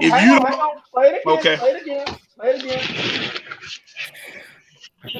How long are you going to do this? Go ahead, TD. Bro, if you don't see that this is all you're not proving your point. Look. Linebackers fitting linebackers are fitting the wrong gaps. Oh, okay. Whatever. The point is, look at the initial point look at where Christian Wilkins and Gaucho are at this point. They are singled up. They cannot get off. Look! They can't even get out. They can't get off the block. This guy's delusional, man. They can't even get off the block, bro. Look! Right there. Look, bro. Look. Do you not see that? That's putting to again. My point is, they don't do. They do have plays where they flash. But they don't do it consistent enough, bro. That's all I'm saying. Mm-hmm. Look, everybody's singled up. Nobody's commanding a double team. Absolutely nobody. Nobody's commanding a double team. Nobody. Mm-hmm. I mean, look. Is that Charles Harris? Hold on, I'm trying to back up. Harris is number 94. No, not Harris. Harris is what? 90. No. Wilkins is 94. Harris is 90. Hey, if that's Charles Harris, he needs to be ashamed of himself, bro. That's a damn shame. Look at it. That is a damn shame. So who is this right here, man? He's the one. That's Charles Harris. I think. He ought to be ashamed of himself, bro. Here's what I see on this play. Forget Charles Harris. This is at the end of the play. What I see are defensive ends who did their job on this play. Hang on, Jerome Baker. Hold on. Jerome Baker fits this hole, making Ezekiel Elliott choose this hole. This is the way it's supposed to go, bro. It's supposed to come out this way with this guy leading out. It's supposed to come right through here. But you see this guy right here at the point of attack, crushing it, and Jerome Baker is fitting a hole. He actually fits a hole. The problem is on this, he should have never fit that hole. He should have came over here and let these guys worry about it. So whoever this is, I don't know who this is, but he should have had the cutback. It's the defensive end. TD, I get it. But look at where Jerome Baker is. He's engaged right now, right? Is he not engaged at that point? Now he's engaged. Okay, now he's engaged, right? He left no room. He left no hole right here. Right? Okay. If he's engaged right now. So if Gaucho or Wilkins, whoever that is that's lined up on that side in front of Jerome Baker, would have commanded a double team, he would have free flowed to the ball. He would have been untouched. Okay, I guess we'll digress. I guess we'll digress because you keep missing the one fact that I keep telling you. On a outside run, you do not run a double team on a tackle because you don't have to. No, nobody said, bro. He's running in between the tackles right there. What are you talking about? That's not an outside run. Bro, what do you mean running between the tackles? Where's the hole at right here? He going between the defense. Well, he runs between the tackles because he fixed that hole after Jerome Baker closes the one he's supposed to go through. The point TD, what I'm telling This you is this whole defensive line scheme was supposed to shift. Whoever this is right here, he's supposed to close that up, and Ezekiel Elliott has nowhere to go but to run into Eguavon. This guy right here is the reason for this play. Jerome Baker seals that. He has to win his battle. It's the defensive end, just like on that first run that we've been arguing. It's Taco Charles who didn't get off his guy. Okay. It's the defensive end. On this play right here, this is the defensive end. TD, look at where the initial hole is. Where did Ezekiel Elliott run? Play it. Play it. You know, this is just too much ego, like right now. Like, come on, y'all. This is like 5 weeks ago. Stop. We have improved. Hold on. You look at the beginning of the season. We like 5 weeks past that. Stop. Play it.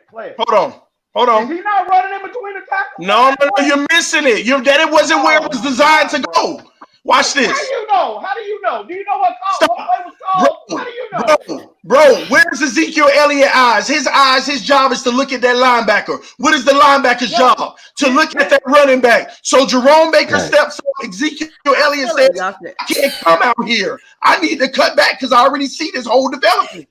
He cuts back. So you trying to say this man didn't cut back right here? The objective of the running back is to find wherever the hole is. I don't care what play is being called. Can you hear me? Exactly. His job is to find the hole. How are you? In the hole. I'm great. And that hole is on the interior, bro. I'm awesome. That's good. You know, I was supposed to dealing with this. EM, it's on the interior. Bro, it's on the interior because the defensive tackles forced it back. And that's where this guy was supposed to do his job. It forced it back to the defensive end. So it's just like the defensive tackle the defensive tackle. So make your mind up. You said the play was trying to go to it's like you know, in life. The play ends up going between these two guys. But they feel like it ends up going between these two guys. Right. A million times it's going to make them right.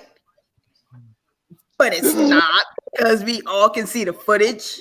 So we know who's right and we know who's wrong. But we're all just sitting here. Hey, we right now. It's almost 2 a.m. Listen, TD, you and him need to take EM to school since he does all. You know what? EM can evaluate a quarterback, but these defenses, you might have to give them some private lessons. Insanity, hey, Insanity, all due respect, you need to be quiet and learn and pay attention. Excuse you? Oh, excuse you? You learn something. Excuse you? Go go to the chats. TD is schooling you. What are you Hey, Finsanity. Hey, Finsanity. Ever say what you like and then tell me to sit down and sit back and learn. Hold on, y'all. Hold on. Finsanity, I got a good one for him. He say our defensive tackles ain't getting double teamed. This is a run right up the gut. This is a run right up the gut. Do you see this? EM? Okay, do you see this happening? Run. And whose fault is it? It's the defensive end's fault. Do you see whose fault it continues to be? Watch this defensive end. He's free. He ain't even look at his defensive end. He sat there and waited. He waited on this guy to seal that block. Hey. Hold on, TD. Where is the hole at? Where's the hole at the point? Where's the hole at? You tell me. It's in the middle, right? It's in the middle, right? Then what is this guy doing? What guy? I can't see where you're pointing. This guy right here. Okay. Does he not get engaged? No, look. Oh, bam! Right there, right? All right. I don't know what the stream. Okay. Look, TD. Okay, hang on. Pause it right there, TD. Pause it. Leave it right there. Hey, do you see this? One man with two guys, and he's shoving them in their face. One man with two guys. Do you see it right here? Look, your defensive TD, you're no longer streaming. Look. Okay. You're no longer streaming on your channel. Okay, now it's back up. Okay. Hang on. Now it's back up. All right. You gonna let me make my point? Are you gonna let me make my point or what? Yeah, after you acknowledge this double team and he's sitting there abusing them in their face right now. Not until you acknowledge this double team right here. Hang on. Is the Guava not engaged at this point? Who? Where? Right here? Yeah. Is that a Guava right there? Oh, yeah. Where? Okay. So who? 48, What 49. Okay, so what defensive tackle is getting doubled at this point? Right here. I don't know Where? if that's Wilkins or Godchild. I can't tell. Okay, so he's getting doubled right there, right? And he's shoving them in their face. Yeah, we got y'all. But look at the protection. They kept the tight end in on that play. That's a tight end engaged with Godchild right there. Okay, double team. So that's a scheme. So again, that's an extra man that they have on an extra man in their protection scheme, right? So if you leave an extra man in on protections, you can have that luxury of getting double teams like that, bro. That's what everybody does to us. They run a 6 and 7 man line of scrimmage. You got a double right there, and it looks like a double on Jerome Baker right here at the 48 over here. Line right there. Yeah, that's two double teams. But that's what everybody's been doing to us, running 6 and 7 man line of scrimmages, and you sitting there asking them to be Superman when they getting double teamed on runs up the middle. No. I guarantee you. And again, this is go ahead and run it back real quick. If you have an extra man on your protection team, you can do that. You got that luxury. But every team is not doing that to us, bro. Every team is not doing that to us, bro. That's a pass play. You need to find a running play. We're not evaluating pass rush, bro. Bro, I'm done trying to prove that our defensive tackles. You might have to cut like the game film because like they cut your stream out for like a second. I don't know because everybody's talking to me in the chat, but I don't know. I don't want your thing to get suspended or whatever. Anyone that knows football knows exactly what I'm talking about, bro. All right, man. EM, man, you're a smart football guy, man. Okay, well, you are too, bro. Hey, you are too. That's why I show up every week. Yo, man. Listen, man, it's crazy that we still got over 70 people in the room at 2 a.m. Stream suspended for policy violation. Lord, hey, man, let me get out of here, man. Let me see what happened to it, and I'll get back with y'all tomorrow, man. I think it's back up because I can see it. I think. Oh, you watching it live? Yeah, no, I'm watching. No, it's not. No, it's not. Hold on, let me see. I'm gonna check it out right now on my end.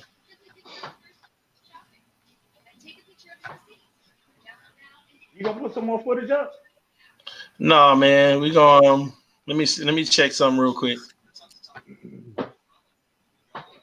I wish I had a mute for you, bro. Because you put me on mute and I can't respond back to each point you're making. So to people in the comment section that don't know any better, they taking your word as the gospel. And I don't even have a chance to respond, bro. It is the gospel, man. No, I'm just messing with you, bro. You know, it's back up. It's back up. Yeah, it's not. I think what they did is just gave a policy violation. Basically, they won't let me. I don't know if they'll let me actually use that video. As far as keeping it up after this stream. Hold on, let me see. Everyone try to reload it. You guys need to stop now because of YouTube stays alive. I could do this all night, bro. Oh, I know, because it's 2 a.m. and I got to be up at 6. And this is what we do, baby. My wife done already walked out 5 minutes ago looking at me crazy. So I'm already in trouble. Thank you, Wanderer. I try to be real. Anyway, you need to stop letting people in the comment section blow your head up. You need to stop that. Well, first of all, I think people like me because like I try to garner my talks and my opinions actually about the Dolphins and not other things. I think that's why they vibe with me. But I could be wrong. I mean, I could be. But I try to, talk about. CD, you don't put some more footage up so I can sue you again or what? Because if not, I'm out.